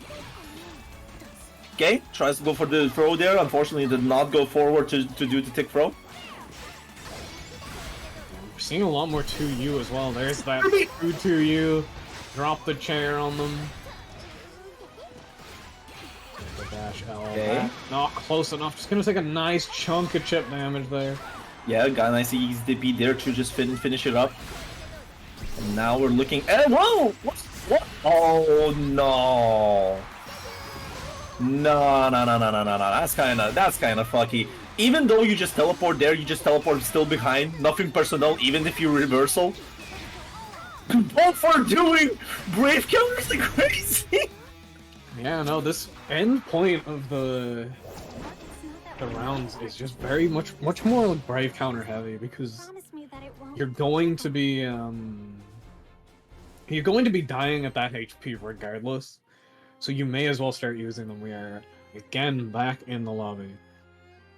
What is going on now? It is 1-1. Oh, we're getting the Yipper. Okay. Yipper? What? Not a fan of this matchup, apparently. The bro comes out. Alright, so Fire Shock bringing out a surprise Yipster here to deal with Lobsters. Yeah, maybe just wanting those. Nice block on the high there. Playing it safe there. Oh! Patience! There was no Corona handshake, it was a Corona handshake reject with the DP and it whiffed whatsoever. Gonna go into throw, into GG, taking the damage in, hula loops. My god. Yeah, we're gonna get the combo limit and hit a bit early. I think Lobster would have wanted to do another Raging Chain into Gigi. Ultimate DP is gonna come out. Nice call out on that Honoroshi. Does it call out both options? That would be funny. Yeah, I wonder. The slide is low, but you'll drill straight into it. It might not be able to catch like stops with stance, but still a really good coverage on that. Oh, slow 7 anti-air not working out. Set point for Lobsters, by the way, after, you know, fixing up the controller issues here. Probably that was the main key, the takeaway. Oh, cartwheel. It is safe on block. Oh, Guren is gonna punish the whiff far right here. Get pulled in. Another cartwheel. Yeah, making good use out of it. Oh my god, hitting the Hamarazi with the raging strike. The great counter actually working out fine? Okay, but Perry going to 1 BP here after that super. One more hit might be enough, even without meter. Look at how much damage that throw did. Yep, the increased damage on having only 1 Brave Point is enough, and now... This didn't have the meter! They didn't have Barge with Raging Chain, and now it doesn't matter! Okay, the Hanarashi comes in back in clutch, and now we're gonna go into double Luigi for both of these players! Okay, plus frames. Coming to Plus an frames. end. Goes for the throw. Catches in the Fire Shock mashing, and now this is looking very good for Lobsters. He's so hard, trying hard on baiting those throws, and it's working out. Look at the damage. GG gonna go low this time. Yeah, this should be the kill with SBA on I the don't know if it kills, but my god, it will do a lot of damage. combo limits early. No Gigi setup. Tries the Brave counter again. Yeah, the Grave counter coming in, and now looking at 1 hit away in this matchup is very, very terrible. Goes for the ultimate with Starlit Sky here, and the far end just to seal the deal. 2-1 going to Immortal, and now he's in the losers, top 8. Good stuff from Lobsters. Able to beat out that out Fire Shock, even with the Yule change at the end. Make it go. What I'm up? gonna die after this. I'm gonna die. I'm going drinking after this. I'm gonna party. I can't wait. But up next we have Livy back up with the Nermaya. We saw her early on versus Jabak and just has rolled her way through the losers bracket up to this point and is going to have to face off against Seiji. The other fairy. You know what the thing is? That Seiji was, well, after that dominant play that we've seen from him, he was thrown to the losers by Sanguine in a 2-1 fashion. So I think that Seiji is coming back with a vengeance here. Absolutely. Oh, that's nice. Hmm. He said we're cute. Yeah. Both players coming out with banger colors. Yes. Good colors from both of them, and I'm still amazed about the fairy color. Like, holy sh... It's so good. It is so good. Okay, plus frames. Goes for the frame prep option. Yeah, so the thing is, if it's not a special matchup, as we've seen with the fairy Metero or fairy Cagliostro, it's the general gist here is two-part against fairy. One is you have to have your find a way on how to get it in on the fairy, and it requires a lot of patient play. Fairy doesn't have that great chip options, and that's what you need to use to your advantage. Oh, nice whiff punish there from Livy, waiting out that delay tech. That should be the kill. Has the super. That kills! Yeah, no. Nermaya damage is still very wacky with these counter hits. Oh my god. Livy already has those max damage combos ready. Oh, with the shimmy there, nice. Not holding there with the DP, just catching the instant jump L. Seiji as well using the EXDP here, and now the Seiji doesn't have any good anti-air options, but he doesn't need to cool down his already back because Livy was caught by the GG shenanigans. And has the corner again. This Gigi's gonna make it very hard to do anything with it. Seiji just very comfortable keeping the space even while his back's against the wall. Nice bot dodge from Livy. I don't know if that would have hit, but still manages to get the punish. Pushed again back to that Livy is pushing the advantage with the L slashes because Fairy cannot punish them. Nice good idea. Oh, just wanted to go up for a delayed option there, but Seiji with the early mash gonna even this up on rounds. running up with these two U's. Yep, GG taking the wall. Now see Seiji, before he was playing a lot on the aggressive side of the in this matchup, but right now chooses to play way more zoning because Livy is more keen on just taking the advantage on what that we've seen in that first round. Now the he's back to offensive. Out a little bit. I mean, that's the thing, right? At this level, players get very good at changing their speeds. Mm-hmm. Right now, though, Livy having trouble get around these zoning buttons. I get tagged by the whip here. That is so big. Okay, now this is looking good. Oh, yeah, Satsuna coming in clutch. Oh, big! Oh, tries again? That shot looks like it's still on goal. That is so much chip. You're in the corner, but now we're looking at one single hit of chip, and this whip will do it! Seiji taking the first match. Fortunate drop there from Livy. Found the perfect time to use it, just didn't get the full combo off of it. Yeah. Probably just fumbled, did not believe that the auto combo there, because that could have been the start of something big for Livy.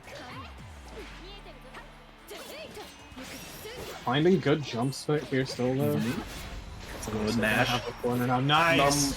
Nice! The Tiki Moonflip coming in, but now, unfortunately, the combo kind of messed up there. What?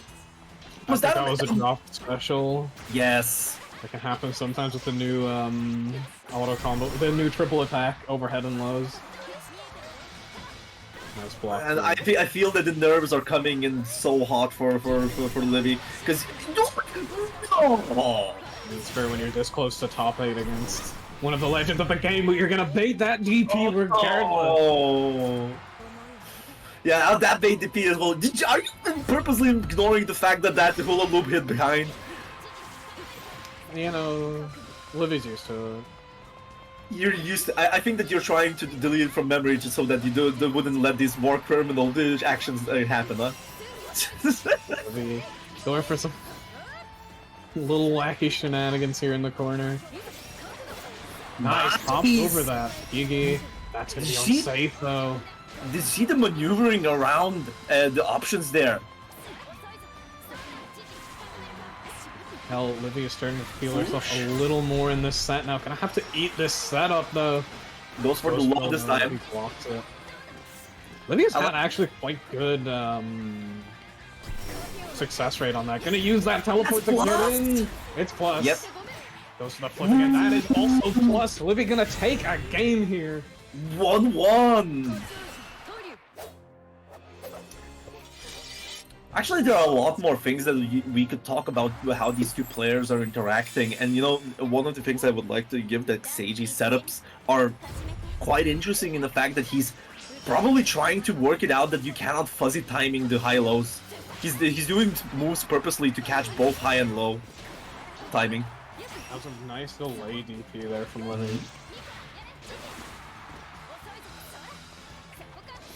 Livy with the 50-meter now, Livy has to be careful of these old skills. Oh, Livy, no! That move has massive recovery under landing! You could have punished it! Favoring the non-ultimate version to these skills, and still finding success with them. A lot of the screen there, but one hit and you're back to full screen. Okay. Let's a backdash to call it out. Yep, he ready to mash it, and now we're gonna get a good anti-air combo there to finish it up, and now set point going to Seiji. That 2-1-4U is such a powerful hitbox. Drill gonna catch the throw tech attempt from Livy. Getting pushed into the corner by that 2-1-4L. Yep. Oh, preemptively rolling again, but Seiji just pressing 5U, taking the full advantage here. And now we're looking into combo, GG hitting high. You're looking very rounded here. SBA comes out for the damage. And that's not looking good for Livy here. Yeah, no setup this time, but the tech is gonna get hit. No combo off of it. We're going for these drills. There comes the DP. But the damage is already done. This is looking bad. And then jump in will seal the deal. The panic sunk in on that last round, and Seiji will 2-1 advance towards the top 8 to play Light Yagami. Oh yeah. Lots of fairies. Lots of fairy. We haven't had a Vera on stream, but they are around. Wait, hold up. We're gonna be having 2 top 7 games, like determining the 7th place, and both of them are gonna be Vera versus fairy games. Well, What are the odds? we were expecting to have a lot of the same matches come up, but I think a lot of people expected it to be a lot of Siegfried and a lot of Nier, but instead what we're seeing is a lot of Fairy and a lot of Vera. There's only one Siegfried in this top 8.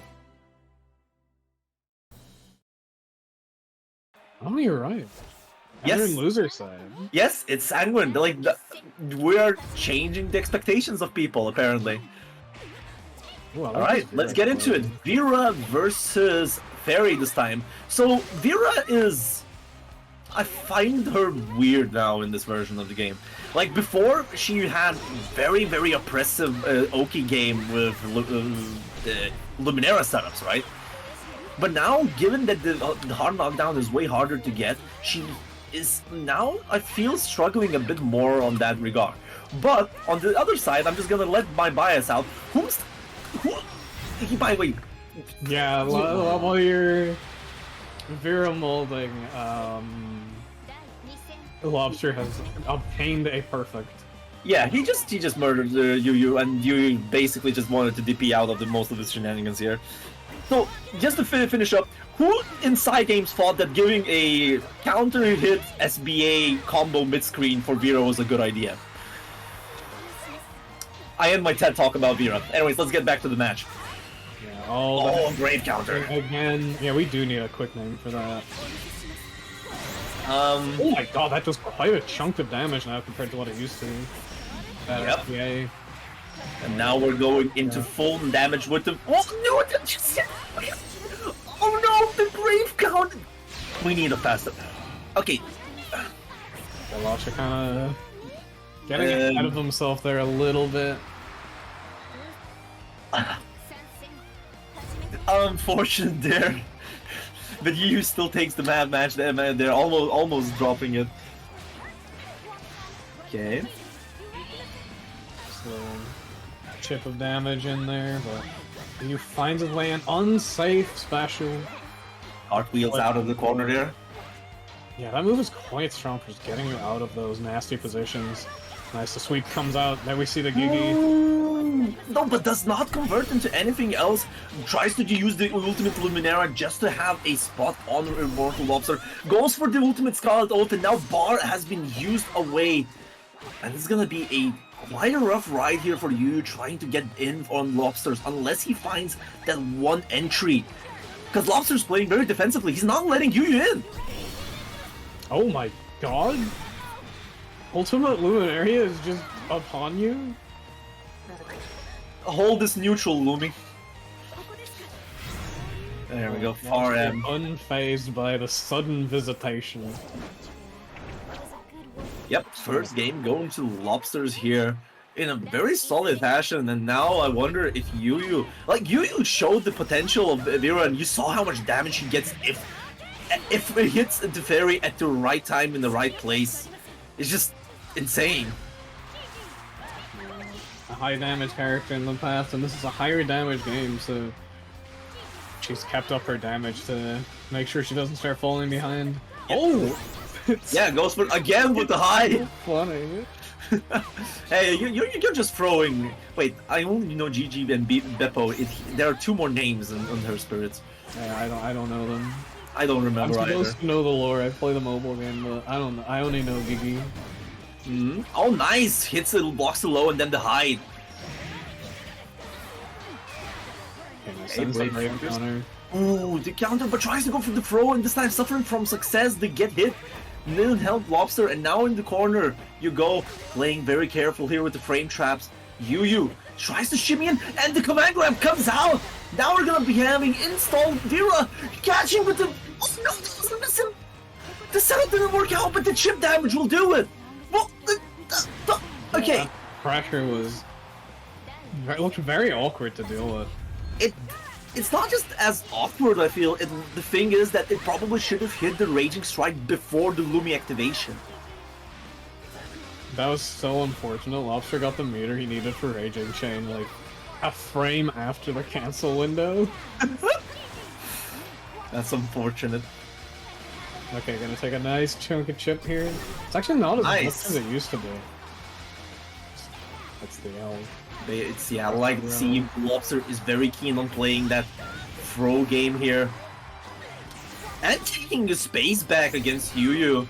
Maybe the card, because Yuyu's letting those cartwheels get away. Oh, what? I think maybe anticipating the jump there. That wasn't a true setup, but nice reaction DP. Yeah, another round, put himself on set point. Controlling this matchup in a very solid manner, but still, we have to not, like, remember, Yuyu explosive potential is... It's there. We've seen 2 rounds already like that. He just needs to string them up in the right order. Now this is a start. Yeah, gonna be able to end on a media install. Actually, not quite. It was on 99 meter. So close. Okay, tries to catch the Tarzan thing here. Yeah, the sudden visitation of Luminaria gonna be blocked. Gonna send out the SBA.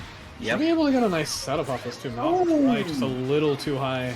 Tries to go for the cheeky SBA combo here, but unfortunately drops. But now he will not drop this one. Combo limit 1 pixel away for Yuyu, and 2M will seal the deal. Yuyu eliminated at top 8 bracket here very early on, but still a good showing to go through this whole bracket, you know. Yeah, making top 8 in a bracket this massive is a really big accomplishment, and he did not have an easy road to get here. No. You had to play Tuho, Jabak, Slagab, the both players we've seen here, you know, and they were. Oh, never mind. It's only Tuho. Next up, we're gonna have a. Yes, yes. White is on the free version. He's the only. We're not getting another Fairy Veer matchup. We're getting Fairy Zeta. Alright, let us get in there. And as you all know, you are absolutely able to play the free version in these kind of tournaments because we have a ways to spectate. Okay. Light and Sage. Fucking shit. It was used to, yeah. How did you manage?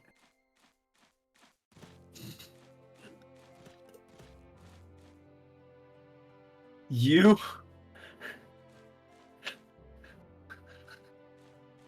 Kamina, hello there. Hello, yes. Too.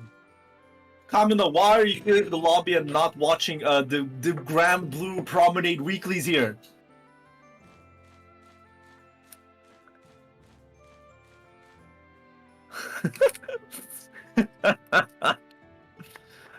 Oh, these players. Oh. Game? Oh, connection was low. I just got disconnected. Yeah, that's fine. I think I'm spectating? Question mark?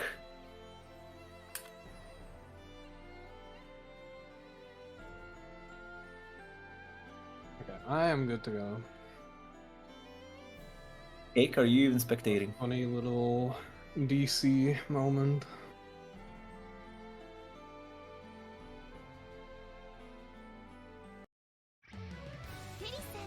Oh, here we go, we're in. Yeah. Gaming begins. Yes. So now we're gonna be having a first Zeta here on the stream, and it's gonna be Light with the free version, because we all know that Light has he's a bit tight on the budget. He couldn't really buy the game, but he's still one of the top Vera players in Europe, and this time he's not having a Vera. It's gonna be Zeta, which makes me wrong, and now we had the only character that repeats in this top 8 is Fairy, with 2 of them. Yeah, I gotta say, Woby tied us on the Vera free week. But Yep. Light so fair, not slouching on the Zeta either. Making it into this top 8, trying to find something with that U-beam. Nice ball dodge, Yes. preventing that meter from getting refunded. Speaking about the ultimate things from Zeta, I feel that she won. 6-6H? Getting it there? Well, Oh, no punish on that throw lift. nice to parry, but does not punish the Raging Strike here. That was quite a neutral situation for both players. Oh. Nice, the U parry coming out. The only That one dealt that doesn't no wall jump, I damage. guess. Oh? Yeah. 1 BP for both players here. Gonna send out that SSBA, the spot dodge coming out in time. Hey. Didn't get the BP back, but Mash is gonna kill. So the reason why Light is using a lot of ultimate options in neutral, I feel Zeta won immensely in this version of the game, mostly because her options are very strong in neutral with those ultimates, and she can get a lot of damage. Like, her ultimate skills just combo into each other by links. It's just... Yeah, incredibly powerful ultimate skills from her. See it's one of them come up right there. Yeah, Skedaddle Skadoodle, you jumped in neutral and now you lost 80% of your health. That actually happened. Nice anti-air though, stopping Light from trying to escape this corner. Also, this matchup is not that terrible for Zeta. She has a lot of ways of forcing the GG to disappear on block. Well, interesting. Trying something a little sneaky there, but didn't work out. But this is gonna work out. The dash L into the fire L link. Wait, Light Sky in the cooking. Yeah, this is not even his main. No. Oh no, Light, press the details. Press the details. Oh yeah, that's Reset the rematch button. It's a bug. We known bug. we always need some kind of loading bug. He doesn't know. We're back to lobby. Do you have to respectate now? Yes. No. Oh no. Wait. Huh? Are they still in the game? Were we thrown out? Oh no way. Is this actually like Strive tier? You mother.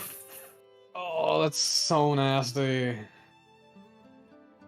Okay, I'll answer this. Yeah, boy, Mag. The way to clean its socket is that you open up the stats of the match and then you close it instantly.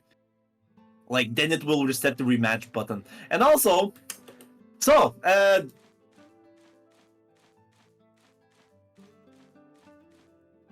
Yeah, it is looking like we are not going to get to see this next game. Can someone get in contact with the players and be like, hey, if this goes to game 3, please don't start?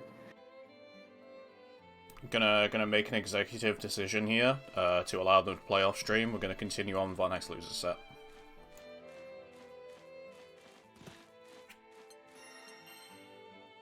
So that will be moving over to Sanguine versus Lobsters. This is a match we got to see yesterday, too.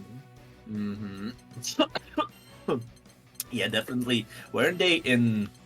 No, wait. They did play yesterday, but the grand finals was...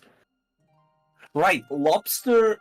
No, Lobster did not play Sanguine in yesterday's Wombles. If I remember right. The prominent games for Lobster yesterday was against Magic Rider and Dudikov. Dang, I thought they'd play for some reason, but maybe I was just on something. Well, Alright, we so... get to see them today, which is... Or did you play Misinformation Spread? Man! Let me check it. I will do that while we're waiting for our players, who will be this time. Sanguine and Lobsters, yes. Where's my Siege versus Fairy Gaming.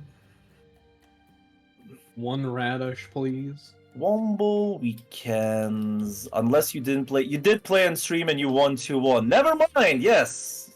I remembered only your grand final games. You were there. Man.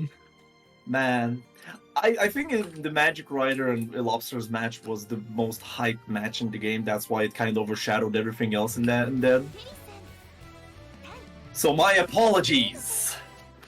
But now we're going to see these two again. I love how Siegfried's armor is shaded with the lions.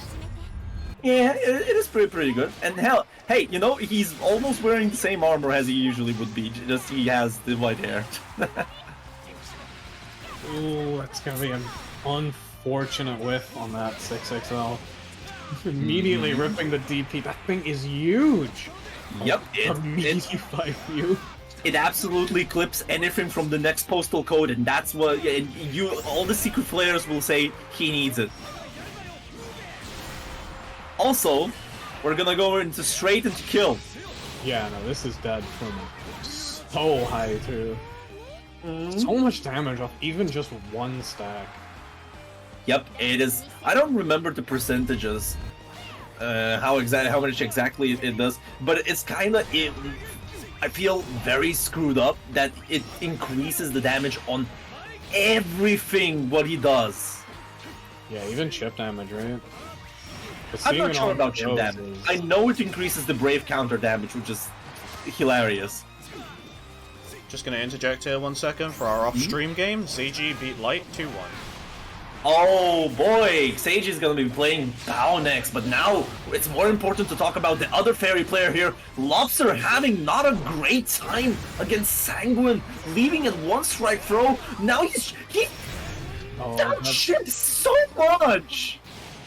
Also, I gotta say, I did not know that Siegfried's normal super had that animation. I haven't seen it kill before doing that before. Oh, that's nice! A back throw. Yeah, good. Picking it up. Awareness there.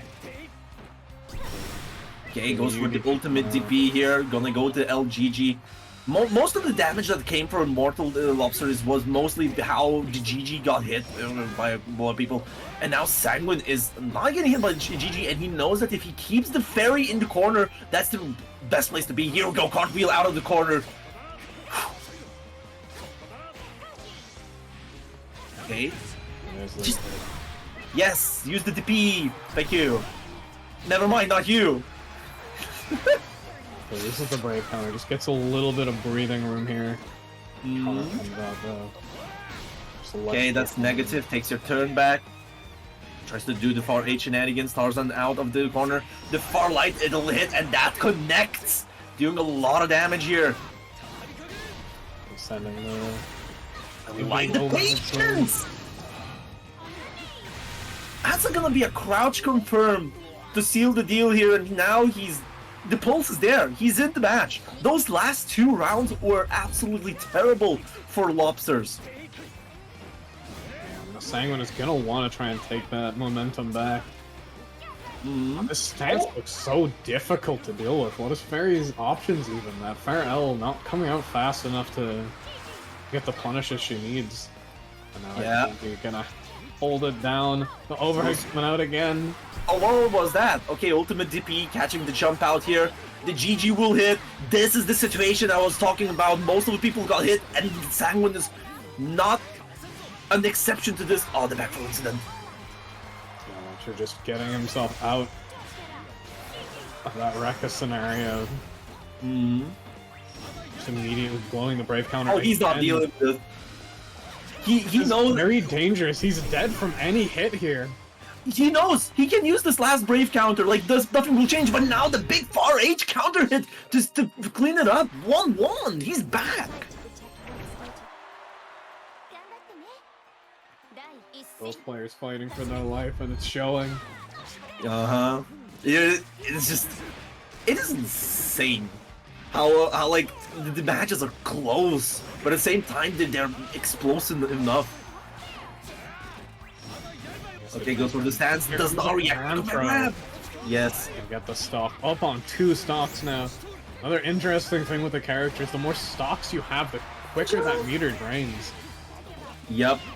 But you know, this is the point where 1-6H will do it. Carts wheels away. No! That's some Street Fighter 6 bullshit right there. 2 of them gotta go. It's gotta go, fellas. Oh, One of them's called Nicola. alright. One of the goats. Oh, that flashes! Oh my lord. Oh my lord.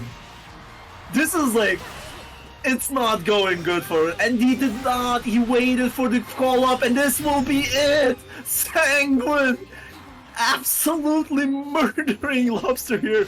2-1. And advancing to loser semifinals here, securing the 4th place.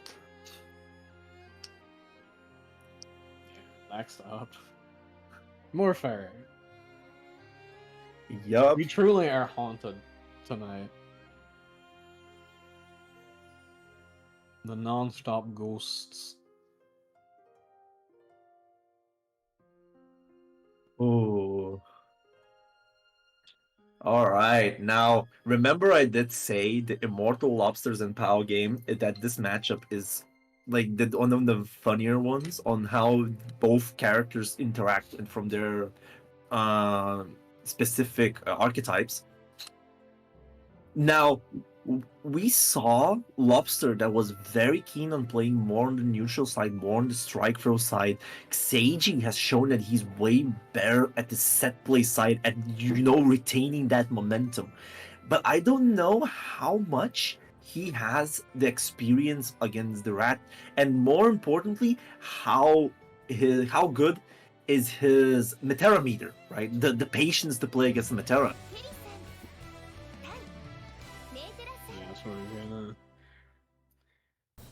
We're gonna find out pretty quickly. This is still first to 2 here, so.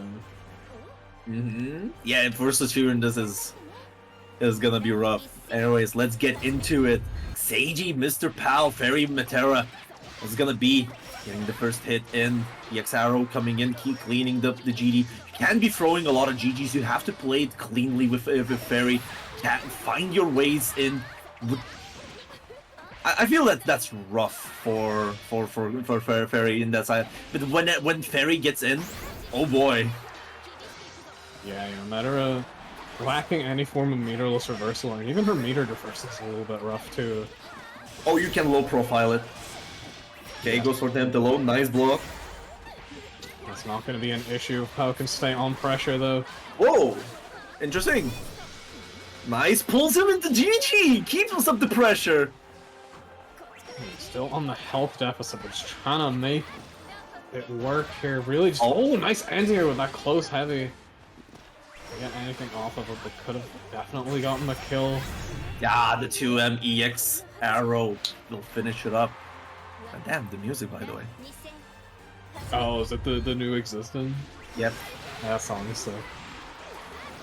Okay. Immediately, how getting the positioning he wants. Seiji is really having it rough to lock down the Rat here. Get clipped by that whip to 2M. Whoa! Goes for the old arrow, recovers in time to get that punish. No landing recovery on Ultimate Arrow? Who? You spent meter on it, why would Oh. Car gonna just roll out preemptively against the arrow. That should have been your turn, but unfortunately you decided to press too late, and the counter hit is gonna be there. Mr. Powell gets a combo limit, and now we're looking at a very, very rough situation here for Seiji, attempting to get in on the rat. That's plus for Metera. Well, unless Metera cancels it. Just gonna be able to clip some landing recovery there. I'll need to check the frame data later on. Yeah, it's just a clip. Miss Powell is just absolutely murdering. A pretty quick one for what is essentially a zoner mirror. The problem here is that the zoner mirror is weird. As I said, Metera does have all the zoning advantage in this, but man. Oh, not quite able to pick up those butterflies there. That was quite close, though. That would have been much, much closer to the kill if that butterfly had been clipped. Oh, nice guess. Oh, and avoids the DP with movement. Oh my god, how does it? No one does it better than Pal. He absolutely threaded the needle there, because if the GG hit, that would have been absolutely terrifying for Pal. Oh wait, great counter. Yeah. Maybe able to end. Keep the combo going. Drops up 2 on 4 H. No, that was a meaty step up. I think he was going for the chip. Here we go. Speaking of chip, that whip. Gonna finish it off. Put Seiji on the board. It is looking way better now.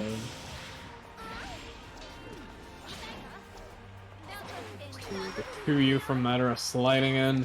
Stuck under these butterflies now. Then the roll getting caught by that 5U JM. No longer a double overhead, but does still catch rolls. It definitely is. It's mostly because of the recovery that that move has. Yeah, this time I don't think so.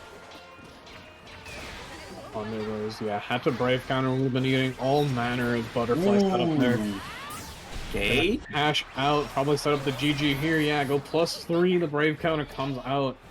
Raging Strike doesn't secure a hard knockdown. The reason why the Fairy still can't do the setups quite as easily at the measly cost of 25 bar and the bravery point. Here we go, playing around each other's ranges here. Goes for the ultimate whip, dealing massive damage. Ultimate GG holds down with the neutral here. Goes for the TK button, but unfortunately that does not kill. Yeah, there's just too much HP and it's gonna be punished with going down around. And now Mr. Pout is on set point. Absolutely showing that Mr. Pow is the ultimate rat and probably the bane of the current fairy players. Nice. Gonna get the MDP here. God is actually on Pow's side right now. Having nice pickup, nice chunk of damage. Unfortunately, does not connect to the close heavy there, and that's not gonna finish up the combo. Seiji's gonna take the turn, but the drop with the hula hoop ultimate. Get back to the corner. GG does not connect. Both players are playing at maximum momentum against each other here. GG. Oh, GG, man. Run in, keep it down. Nice spot dodge! Big, but does not take anything better out of it. Just dodges the ultimate whip here. MDP comes out. GG out. Oh. Rats. Rats everywhere. Very safe. One hit away. Seiji desperately looking for an option here. That was so smart on Seiji's end. How known to go for that throw bait with the TK arrow. But Seiji just ready for it with that ult DP. Coming from absolute grave, from the worst position you can be. And getting that one match, but you must not celebrate too early. There's still the whole match ahead. And Bao this time is using the time to rethink what happened.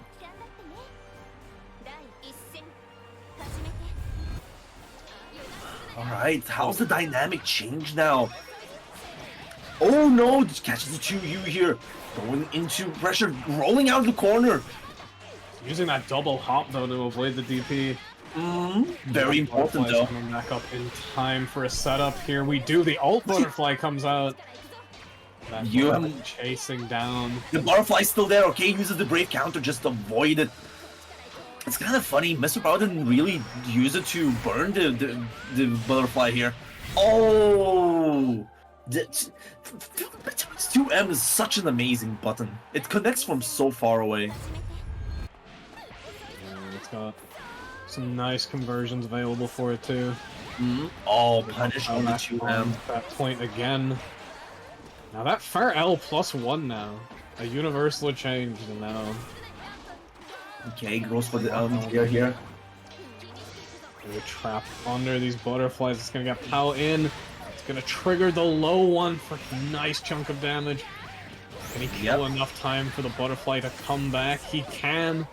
Gonna go for whoa! Both of them are dodging each other by the smear! And now Seiji's taking the momentum back, burning SSBA to maximize the damage here. He's just cashing out because he does not want Mr. Pow to give him any more chances to get away. Yeah, and you see that SSBA takes the 2 BP before it does the animation damage, so that is getting the benefit of the damage penalty. Oh no! Attacks in the air! He's still alive! Doubly on the pixel! Copium Huffer! The raging strike comes down! Seiji's running it full screen. Cross-country sprinter hitting that raging strike. No BP left on the side of Mr. Pow. Okay, now I remember why Metera players cannot cancel 2H. They made it that you cannot do hop on blocked anti-air. Right. Trying to close this out. Gets the Gigi setup. Goes +3. Looking to spot dodge a brave counter. Pull a loop. Nice. Oh, the jump out. Not letting that pressure get reset. He's not even holding it. He's not gonna let Mr. Pow to get it back. But Mr. Pow now still, we all know what he can do. Oh, the butterfly insurance working against the whip. He's in. EX butterflies come out. The ratting has begun. Get your rat jams out. The ult DP not gonna connect with anything. No, the doesn't hit. That's the kill for Seiji. He is going to be advancing in this top 8. 2-1 from absolute worst possible position. Seiji takes it to go into top 4 here to play against Sanguine next up.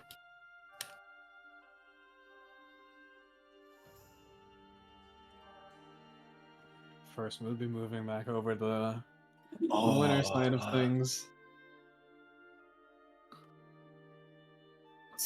Oh my god.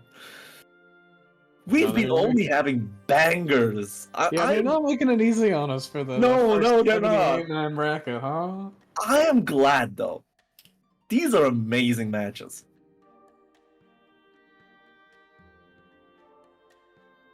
Oh, here we go. Ooh, alright, now we're done with the loser side for now. We're gonna let Seiji take a breather because I'm pretty sure knows he's been downplaying himself against Pao, you know. And he got it. Now he can take a rest, and Sanguine as well. But now we're gonna go into our first free match this time, a winners finals. Miri and Fitizen, they've been waiting for their match for quite a while. Yeah, no. In a bracket this size, unfortunately, the loser side of things is gonna fall behind. So they have been having to wait a little bit. Yep, definitely. From now on, it is gonna be smooth sailing. Right. So in this winners final, Miri and Fitizen, we've both already seen them on the winner's side, top 8. Miri, the GOAT Eustace player, versus Lord Evo champ Fitizen, here on the first free. And you know what's the... Okay, I just understood one thing. I was about to go all epic, but then I remember one fact. It's Citizens on Shooks, and it's probably one of the worst useless matchups again. Yeah, well, we said that about Madara. Yeah. Too, but we'll see if... Oh, nice 2H, hitting that flip. Yes, not letting the Gated Demons to come out. Nice 2U punch. Alright, anyone's gonna be able to win this matchup, it's gonna be Mary. Oh, tried to VP. Yes. Dive has gonna preemptively reacted to it, and unfortunately that's not what you want. Citizen keeping up the pressure here. Tries to catch the Gated Demons, but the Gated Demons gonna go in, and this is looking like a kill combo. Yes, it will kill.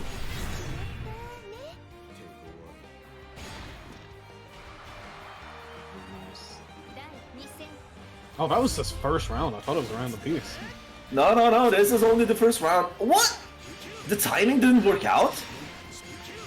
Okay, crouching confirmed there. We're gonna go into M-Rekka finisher here. Tries to go for the tick throw, and now Citizen still controlling the whole momentum here. Tries to go for the run-up, not to let the sick RPS coming out from Citizen here. What? What happened? Did not confirm until the end, not believing in it? Oh, the empty command dash into throw with Citizen ready. Get that attack. Okay, nice punish there from Miri, but still, it does seem that Miri is on the back pedal right now. Citizen is controlling this matchup so well, and the meld advantage is not lying as well. Oh, big jump away. Slow kill. Oh, that does not connect! Oh, nice the reaction to that.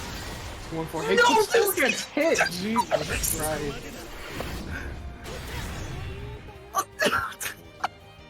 Honey button, man. Brother! It's so... Oh! Look at my man holding down. Nice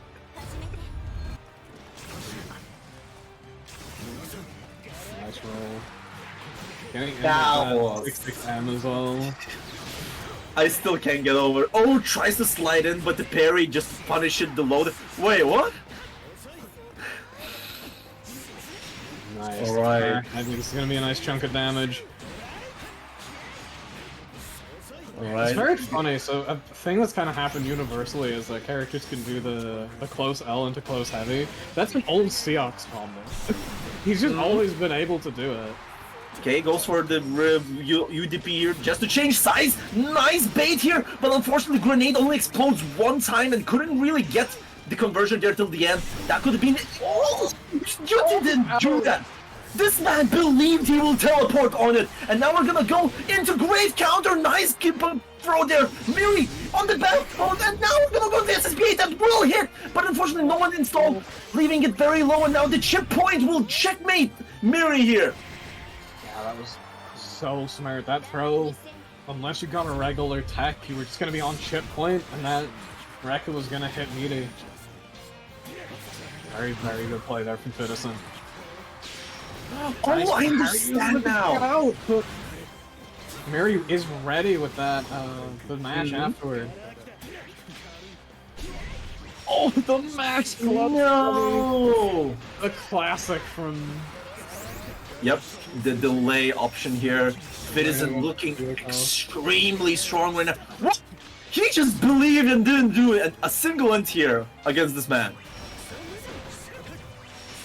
Back off the 2-1-4H. Slow kill, tries to catch any option in the air there. The Raging Strike was probably prematurely connecting it. Oh, the 5-framer coming in. Rain. I'll play this neutral range now. Trying to keep the mid-range. The grenade has been stuck. It's gonna teleport past. Gonna kill a lot of that grenade timer. It's gone. Going for a run-up parry. Has so much resources here. Gonna hit with that. Just gonna let him tech in the air, go for a little shimmy. One more hit is gonna be a kill for either player. The U coming out.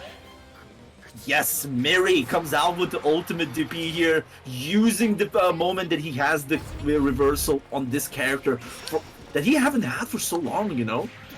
Oh, big counter hit here. Yeah, the fact that Mary's been doing this matchup without a reversal, imagine what he's doing with one. And get the hard knockdown here. Just falling into that grenade, the tech to get rid of it. Yeah, that's unfortunate for Mary here. Direct. Oh, what was that? Match looks like he hit the wrong button. No, probably he wanted to go for 6-6L because he would believe the Citizen would go back. Right, gonna get this safe jump on the other side here, and now we're looking at Mary on the not on the back this time. Gonna go instantly into ultimate shot here. Ultimate hand comes in. Now this is gonna be a combo for Citizen. He's burning every resource that he has. But he drops the combo, unfortunately goes for the throw, and now we're looking at a very rough position here for Miri. This is a chip away, and he's gonna try to avoid it, but unfortunately, the punish on the jump U here. Citizen taking 2-0. Yeah, running away with it. Miri trying his best to hold off Citizen, but anything Citizen gets here, he's been able to take a mile off of it. Oh, nice jump to deal with that the Fujin option.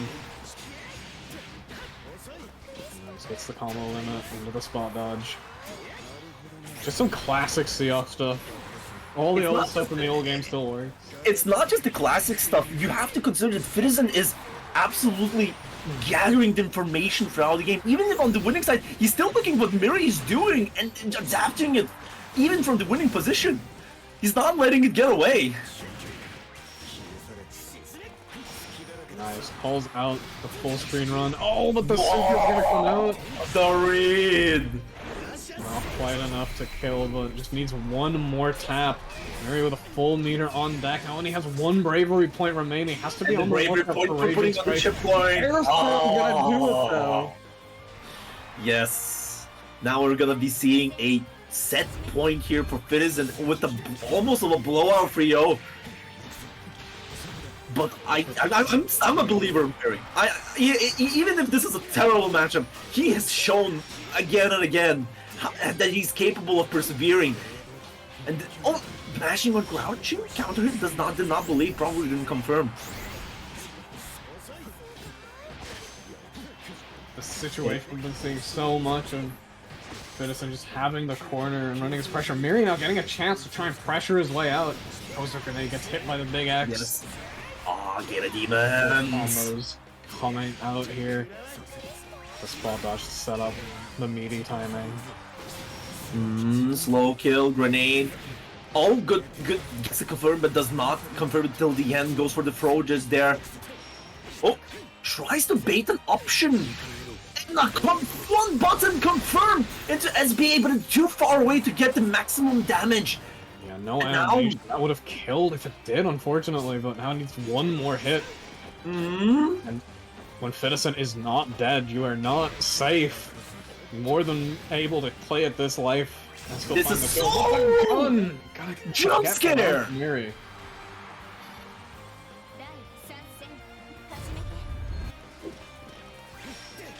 With that face empty hand. Miri looking for it with the JU. Interesting option. Nice. Non-counter hit anti-air. Yep, with the slow kill as at the same side here. Oh, big counter hit. Nice crouch confirmed there. Did not burn anything to continue the combo. And now, Citizen starting to take the turns back here. Oh my god, that shot projectile persisted even though Seahawks got hit. I cannot believe that option was not... Oh, that was the right choice! The indecision on... I still lay close heavy. Beat out Mary's fuzzy match. This should be the round for him in the game. 1-2! Mary! Coming back! Keeping himself alive. Yeah, is he gonna be able... Has he cracked the code, perhaps? I don't know. But, you know... Oh, the triple shimmy! Big chunk of damage for Seahawks. With that nice link setup. The delay heavy again, catching a fuzzy option from Miri. And this is gonna be a perfect after such a very, very tough match for Miri. Citizen is just saying, I can get you anytime. What is Miri's answer to this? Not close enough for the full extension there. Yep. Stun gun. Does not go for the anti-air, suffering from success. 2+ there. Again, So many these close heavies. They were hitting so well last game and last round especially. We're gonna get the full conversion here, all the way over the corner. O comes out. Close heavy again, just gonna brave counter out of it. Does not want to eat this stuff. Oh No! But no conversion could have had the kill. We're gonna find more hits on that one BP. Gonna be taking some extra damage, but reacts to the charge. No animation. No animation because it was too far away, and the punish is the raging strike there that should have been a brave counter, and a free one. Citizen advances to grand finals. What a set from the two of them. Miri doing his best to fight what is largely considered 8-2, if not worse now, but he will get his chance again when he fights through the losers bracket. Try and get his revenge. I gotta wonder, will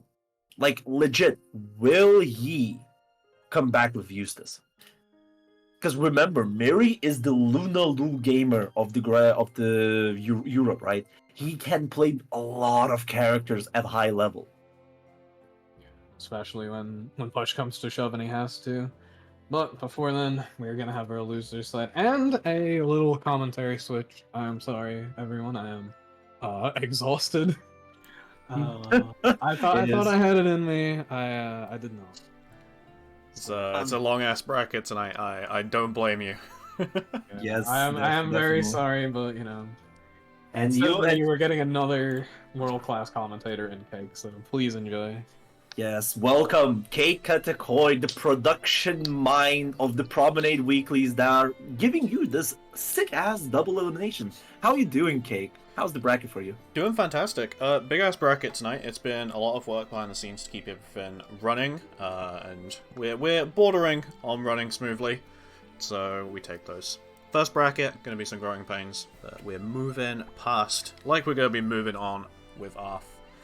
I was about to say our first set. This is habit, right? From, like, just hopping on commentary. Yeah! It's like, oh, it's going to be the first set of the night, right? No! We are in losers semis. We have ZG versus Sanguine, and yeah, both of them putting on a fantastic run so far this evening. Yep, definitely it is gonna be a top 4 game here, but we did just saw a first to 3 game where both gamers were adapting to best abilities against other. But now, this is gonna be Sanguine against Skagey, a salty run back in the first to 2 environment again. Yeah, of course, we're back in the first to 2, so a little bit less time for each player to adapt. And, you know, with the new character on the block, Siegfried, you're gonna want that extra time to adapt, but not granted to ZG at the moment.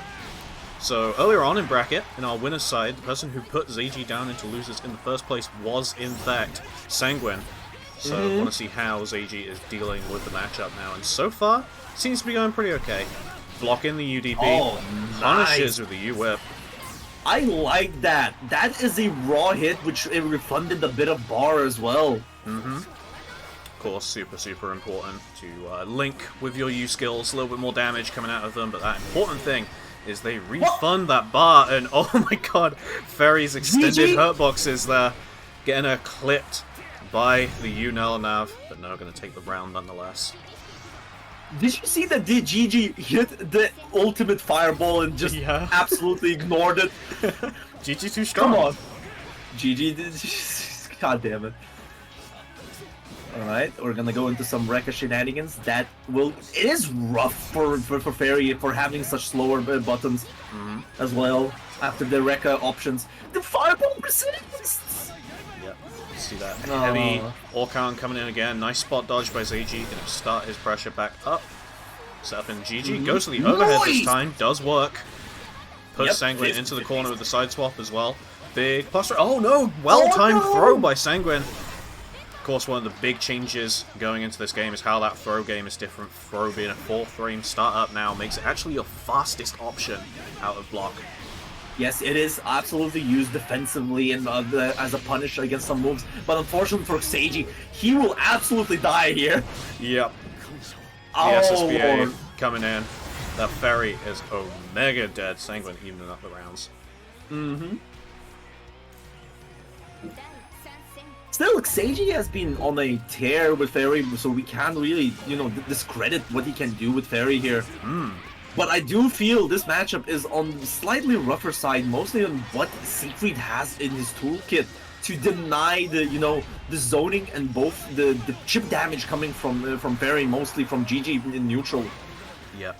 Siegfried certainly has a lot at his disposal. That being said, Ferry totally does as well. You can see that U-Whip go through the heavy projectile of Siegfried's. Blocks the DP as well. Big punish for Seiji. Again, we're seeing that U-Whip starter.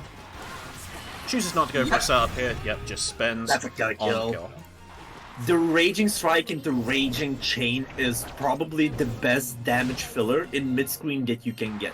There are some exceptions for some characters that use their ultimate skills as fillers, but on majority, if you see this kind of dump in mid-screen, they're dumping for that reason, just to kill. Yeah, no, that's usually how it is. Of course, interacts pretty differently from really how other moves do with this game's combo limit structure as well. You get quite a bit in at the end of your combos if you know when to use it. Yeah, that was the correct time to use it for Seiji there. Good spot dodges here. On those Again! So Sanguine's been very keen on using the EX Fireball just to create a wall to deny any kind of, deny GG and this kind of zoning from Seiji. And Seiji is well aware of it and just using the ultimate whips to counter it. Oh! That high Raging Strike there, gonna catch the jump attempt out. Straight into the Splash of Fanga. What a home run hit as well, and that Really will good. just catch Seiji acting up. Yeah, so not the animation on Raging Strike can be deceptive for some characters, just how high it reaches, and just about catching that jump there for the starter. Good round by Sanguine. Yep, here we go. Gets the GG out. Oh my god! He recovered in time! Again, just that extended hurt box from all of Fairy's normals, so so detrimental to her sometimes. Great spot dodge Nice. there on the Orcan Spot follow-up. dodge here. Nice. Oh, trying to get that Raging Strike in, just not able to. Parry this time comes out on the Orcan follow-up. Yep, goes The for other the head. high this time. Wait, does this kill though? Linking Goes into for- the SSBA. Hard to this say, won't I'm kill. not making the call. I'm This not won't doing kill. it. I'm calling not killing. You're calling not killing? Nah, Because not quite. Siegfried has more health. Siegfried does have more health, yeah. Nice brave counter led by Sanguine, Yep. and then the cross up on that jump Oh. heavy. Gonna allow him to even up the games here. I like that you're actually very aware not calling out bullet kills. I've had 2 years to learn at this point, okay? Alright, yeah, fair enough. Anyway, Sanguine has found his momentum right now, and absolutely, I feel that this might be the same situation that happened in the winner's side, mostly because I feel Seiji has this very good momentum keeping ability with his set play and how he interacts with GG. But Sanguine, on the other hand, when he finds that silver lining, he will never let you go. He will go on to the ends of the world to murder you. Like, I feel that this is what's happening. Sanguine is now pushing that magic as much as possible, and it's working. That's how Siegfried rolls, yeah. We saw it briefly there for a second, but Seiji was able to get the advantage enough for it to not really make too much of a difference. But Siegfried's manigans, oh, the armor on the 2-1-4U! Gonna help in. But Siegfried's manigans, despite you, that double stack that he can get off of his corner B&B is incredibly powerful. But as that stack goes up, like Gekko was saying earlier, the timer goes down quicker on it. Wasn't able to use it in that round, but able to get it nonetheless. Set point for Sanguine. Oh my god! You've got to be kidding. That far away, no! From that far away, again, we're going to see the double manigan stack here. Jesus Punish on the throw Christ. attempt. GG is down, not amounting to too much, but Seiji is definitely on the back foot. Yep, set point though for Sanguine. At the same time, okay, here we go, ultimate whip coming in. Really Clutch good here. use of that U-Whip all the way through this set. Nice use of that UDP again, but no meter on the side of Seiji here. Caught by the U-Nel again. Okay, spot dodging early there. Spot dodge lots, spot dodge always, and the preemptive spot dodge on the cancel. EX Fireball will clean it up. Sanguine advancing to the losers finals. 2-1. Yeah, so Sanguine, again, we're going to see another run back here. We're going to see Sanguine playing against Miri in our next set. Yep, and this time it's not gonna be a first to 2, it's gonna be a first to 3. Yeah, get that extra game on your side. Mm-hmm. Yeah, Siegfried, what a character. I mean, I've seen a lot of people talking about Siegfried, and the general assessment at the moment is that Siegfried is indeed, very strong. Yeah, he's very simple character. His damage, he's able to get it in a lot of ways. Some would say that he is power crept Percival, which is lore accurate to Grand Blue Fantasy Gacha. Yeah, I mean, Siegfried's a raid boss, isn't he? Yeah, he's a raid boss as well. Currently right now, Sanguine, the raid boss of this bracket, tearing his way through losers after tearing his way through winners. But again, we find himself put up against the person who put him into losers right now. Yep, it's gonna be Miri, the one and only Eustace gamer of the Europe. And hey, I'm looking for a show. Actually, no, I saw Zazan, I think, on Eustace, so he's not the only one. But still, Miri is probably the best when it comes to Eustace. Yep, I would definitely say so. Good stuff here from Miri at the opener, but really just one reversal interaction from Siegfried was enough to nearly even up that health deficit. Yep. Nice! Ooh. Yep, Cash Nice. you follow up there. We're going to see the DP come out and return another DP, this time on the side of Sanguine. Honestly, one thing to future Sanguine, you can actually land with Eustace to get a full jump in combo. Alright. Zoning is coming out, caught by the heavy slow kill there.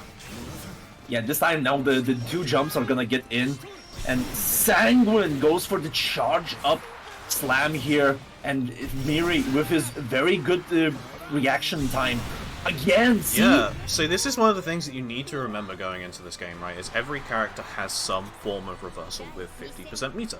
Eustace, of course, one of his biggest detriments in the previous game was the fact that he didn't have access to one, but now that he does, Miri has definitely got the reactions to put that U assault knife to the test. Working wonders so far in this first round. Definitely. Second though, Sanguine is making moves. Nice anti-air, no extension there off the non-counter hit, but got Miri in the corner. This time avoids the 2H, got that single stack of mannequins, so we're going to see pretty hefty damage coming off of this. Chooses to spend the SBA. Definitely, it is useful, and he spent the Raging Strike as well. Wait, that kill! Oh no, Oh never no, mind. not quite. Gonna put him on checkpoint wrong. though, and then yeah, the interaction on the DPs there, I know that Miri is going to be angry about that. Eustace losing out even though he's spending meter. That is so bullshit. I mean, Oh my god. I'm angry with Miri here. Alright, EX Fireball keeping up the zoning here. Nice. The legendary 2H anti-air timing, not letting any air styles work, but that reaches from so far. Yeah, that heavy DP is absolutely enormous. Gonna help him beat the slow kill here. But while we're talking about that, stuck back in the corner again, not much help to his name. Chooses to go for a running DP. Oh no. Why not? Oh no. The connection Every there time. with the dash light, big plus frames. Okay, Go goes for the brave counter here. Grenade winning over the fireball! Sanguine needs to be careful not to get Slow DP'd kill, here. that was- No unblockable, but yeah, Miri just about clutches that one out with the 2L. Closer rounds than you'd really expect looking at these two players on paper if you're coming in from knowledge of base Grand Blue. Miri is keeping his head in it right now. Seeing Sanguine locked in that corner again. Nice spot dodge on the heavy rat race. Really, I would be inclined to believe that... Oh! The DP. I would be inclined that Sanguine is... He can be a pretty good player. He had the potential with the Belial to be competitive. Just that Sanguine has this calling of, I'm playing for fun and you all know it. Yep. And I don't think that that's the case here. I think Sanguine has unlocked his potential. What, by He's going playing for an win? easy character? I mean, do you say Belial was a I do harder agree. character? No, that's fair. I do agree, though. Siegfried, Sanguine certainly has the mentality for it, and you know, that is something that you need when you're picking your characters. Nice jump there on the Deliverance. Nice stuff here from Miri again. Sanguine has been fuzzy teching a lot, and I think Miri's starting to catch on to that, just playing his offense a lot more patiently. Yes. Explosion from the Grenade heavy rat exploded. race, gonna get this extra extension. Goes into the skybound up, but it lives! It's too high! This character is bad! Ah, okay. Caught there from that. Like, I was follow-up. like, we're looking at that hit, I'm like, that looks pretty high. I didn't want to say it. I was about to say. Yeah, Miri, fueled by his anger from having wax super interactions multiple times, but Bracket is storming his way through Sanguine now. Brilliant opener there from that 2H. Blocks the DP. Yep, he's happy just to sit there. He knows the Yes, reversal is coming. I like how Miri is just, you know what, I know that you're gonna be somewhere close in the future, I'm willing to wait. Oh, this time just dodging the 2H. Oh, ultimate DP here, something went wrong there. Oh, the Raging Strike, and this time did not believe and did not burn his old other braving counter here. Yeah, no, that's good stuff from Miri, really. On that bravery penalty now, but plenty of health to burn. But you know, if there is a character that can exploit that, it's certainly going to be Siegfried. And this is how it starts. Oh no, mix up on the input there, gets that U-grenade by accident, but there we go. On reaction to the fireball, bigger fireball comes out. Shot? I have no idea how you beat ultimate shot. You will get hit by it one way or another. Eustace definitely has very good projectile use skills. Like both U-Flammic Thunder and U-Slow Kill are fantastic. They're absolutely fantastic. We see Miri on the offense again. Set point for him at this point. Sanguine's able to get that DP out. Needs to be careful of all the meter on the table. I think even on the last match here, Miri, I think that Miri already figured out how oh, that's not gonna go through! It does! Oh, that did go through! It certainly does. If there's one thing that Super has, it's definitely projectile invulnerability. Wait, did he buff it? Oh, that beats the SBA as well! Rare instance Lord. of Siegfried SBA losing. Still seeing Miri locked in the corner here. Never mind. Brilliant pickup there to bring us back in the mid-screen. Slow kill, but missing there on the jump U. Goes for the Raging Strike. We're gonna get the Brave counter for Sanguine, and that's good for Miri. Every single hit will do more damage, and this is what he wants. The zoning is in, and the laser will finish up 3-0. Eliminating Sanguine off the bracket here. And again, gotta say, fantastic performance from Sanguine, really, to make it this far in both brackets that have happened this weekend. Third in both. But we're going to be bringing things very quickly into our grand finals now. Let me explain here that the SBA, it was before the fireball was on Miri. I was genuinely thinking that it would not have enough invincibility to go through, and I'm wrong, and I will take the misinformation L here. And already, just before the set begins, what doesn't work this time in Eustace versus Seox?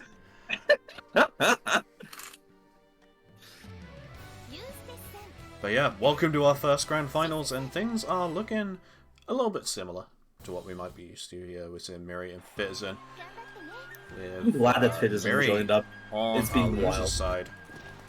Miri will have to win 6 times. Oh, the backdash call out on the throw here. It's probably the next generation Malady, I think.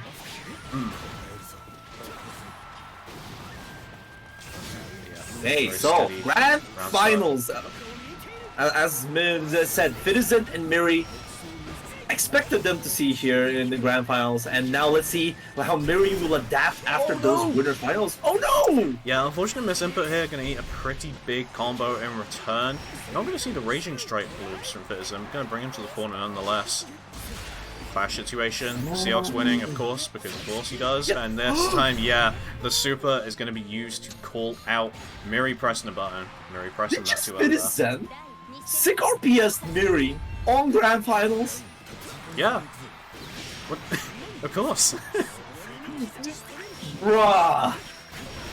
Nice. This time that heavy assault knife beating out the heavy empty hand. Good extension here off that 5U. Yep. Yeah, Okay, he does not want to hold the mix-up. Nope, you don't want to hold the mix-up, and you can use the Brave counter, but at the same time, remember, you are putting yourself at risk here with each Brave counter, because now he's at the range where every hit will do, I don't know, what, 20 to 30% more damage? Mm-hmm. Of course, that is going to be 50% when there are no BP. He needs to look out for that Raging Strike. You know, of course, after this next exchange ends with the Eureka here. Goes for the throw. Oh, not again! Again! The ultimate DP does not catch the jump useless in the air. And you know what's the weird part? I have not seen Shukes use that much jump U. Because that jump U is probably one of the most terrible jump U's in the game. Mostly from... An air stall is an air stall. It's an air stall, yes, but it's one of the worst air stalls in the game, I think. Yeah, and here again we see Fizzen on the offense. The shimmy is going to work. Bait out that grab. No cinematic there, but Miri pressing something on Wake Up and unfortunately is going to lose the round for it.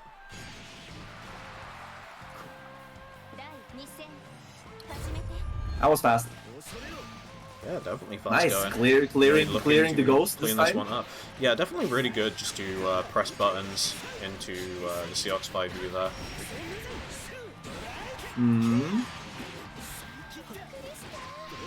Whoosh. Goes another throw. Is it gonna be our third one? Miri is particularly, I think, because of the winners finals game. Yeah, and now Citizen, you know, playing the delay heavies here right now. Yeah, we're gonna clean up in the second game here. I think Citizen is being keen on pressing the delay heavy at certain timing that catches any fuzzy the timings to defend against throws. That's why Citizen is getting a lot of throws in. Mayhaps, you might be right. But Miri locking in Eustace for the rest of the set in what could be a very fast grand finals against Citizen. Really got to pull out all the stops to make advances here, but Citizen is just running away with it. The shimmy. Oh, the M-gated demons in the neutral here uses the H1. The shimmy comes in again! Yeah, good stuff here from Citizen, just opening up Miri's usually rock-solid defense. Trying to go for it again, this time Miri's pressing buttons. Does have enough time to block here. Gonna see a big punish in return. Yep, and now we're gonna be seeing the funny combo that corner switches him, gives him the combo here. Nice slow kill into another. This might actually kill it. We're gonna go into SSBA. The dead end pull comes out. Doesn't even need the cinematic. Miri getting one on the board. Yup. I've hard fought, to be honest, on the point, you know. Oh, nice. Good check. Did not believe in the counter hit though, so just used it to check. Jordan Payments gets clean killed by the slow kill. Nice. This time we're seeing the throw bait work on Fitty. And yeah, Miri now absolutely running away with this, getting a game on the board. Needs to push this momentum in to look towards a grand finals reset. He needs to push this 5 games to win the goddamn tournament as well. Yeah. He's got a lot of work to do. That's absolutely a lot of work. And nonetheless, against Citizen, one of the highest level players here in the European Grand Blue versus community. Good stuff here from Citizen at the start of the round. Spending on that Raging Chain just to bring Miri into the corner as fast as possible, where his options are significantly more limited. Nice confirm there with the 2M. Yep. Gated Demons, Miri is holding it very carefully, but this time he will get called out for the jump back option here, and SBA will clean it up, and we're at tournament point Citizen. Well played by Citizen there, just to jump forwards, call out that U follow-up. Normally an invincible one.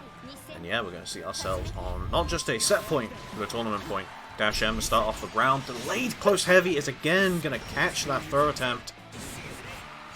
This is the starter that Citizen wants to be winning this tournament. Delay close heavy again, just not quite going to work out here. Citizen locks in the corner though with all these plus frames. Yep, goes for the throw. This time we're seeing the text here. The jump useless coming in here, getting the damage in, and now Miri is working his way out of this mess with the health disadvantage of the Aegis, but the one hit confirmed from Citizen, which will kill! And yeah, your first Promenade Weeklies champion for Granblue Rising is none other than Citizen. Holy shit!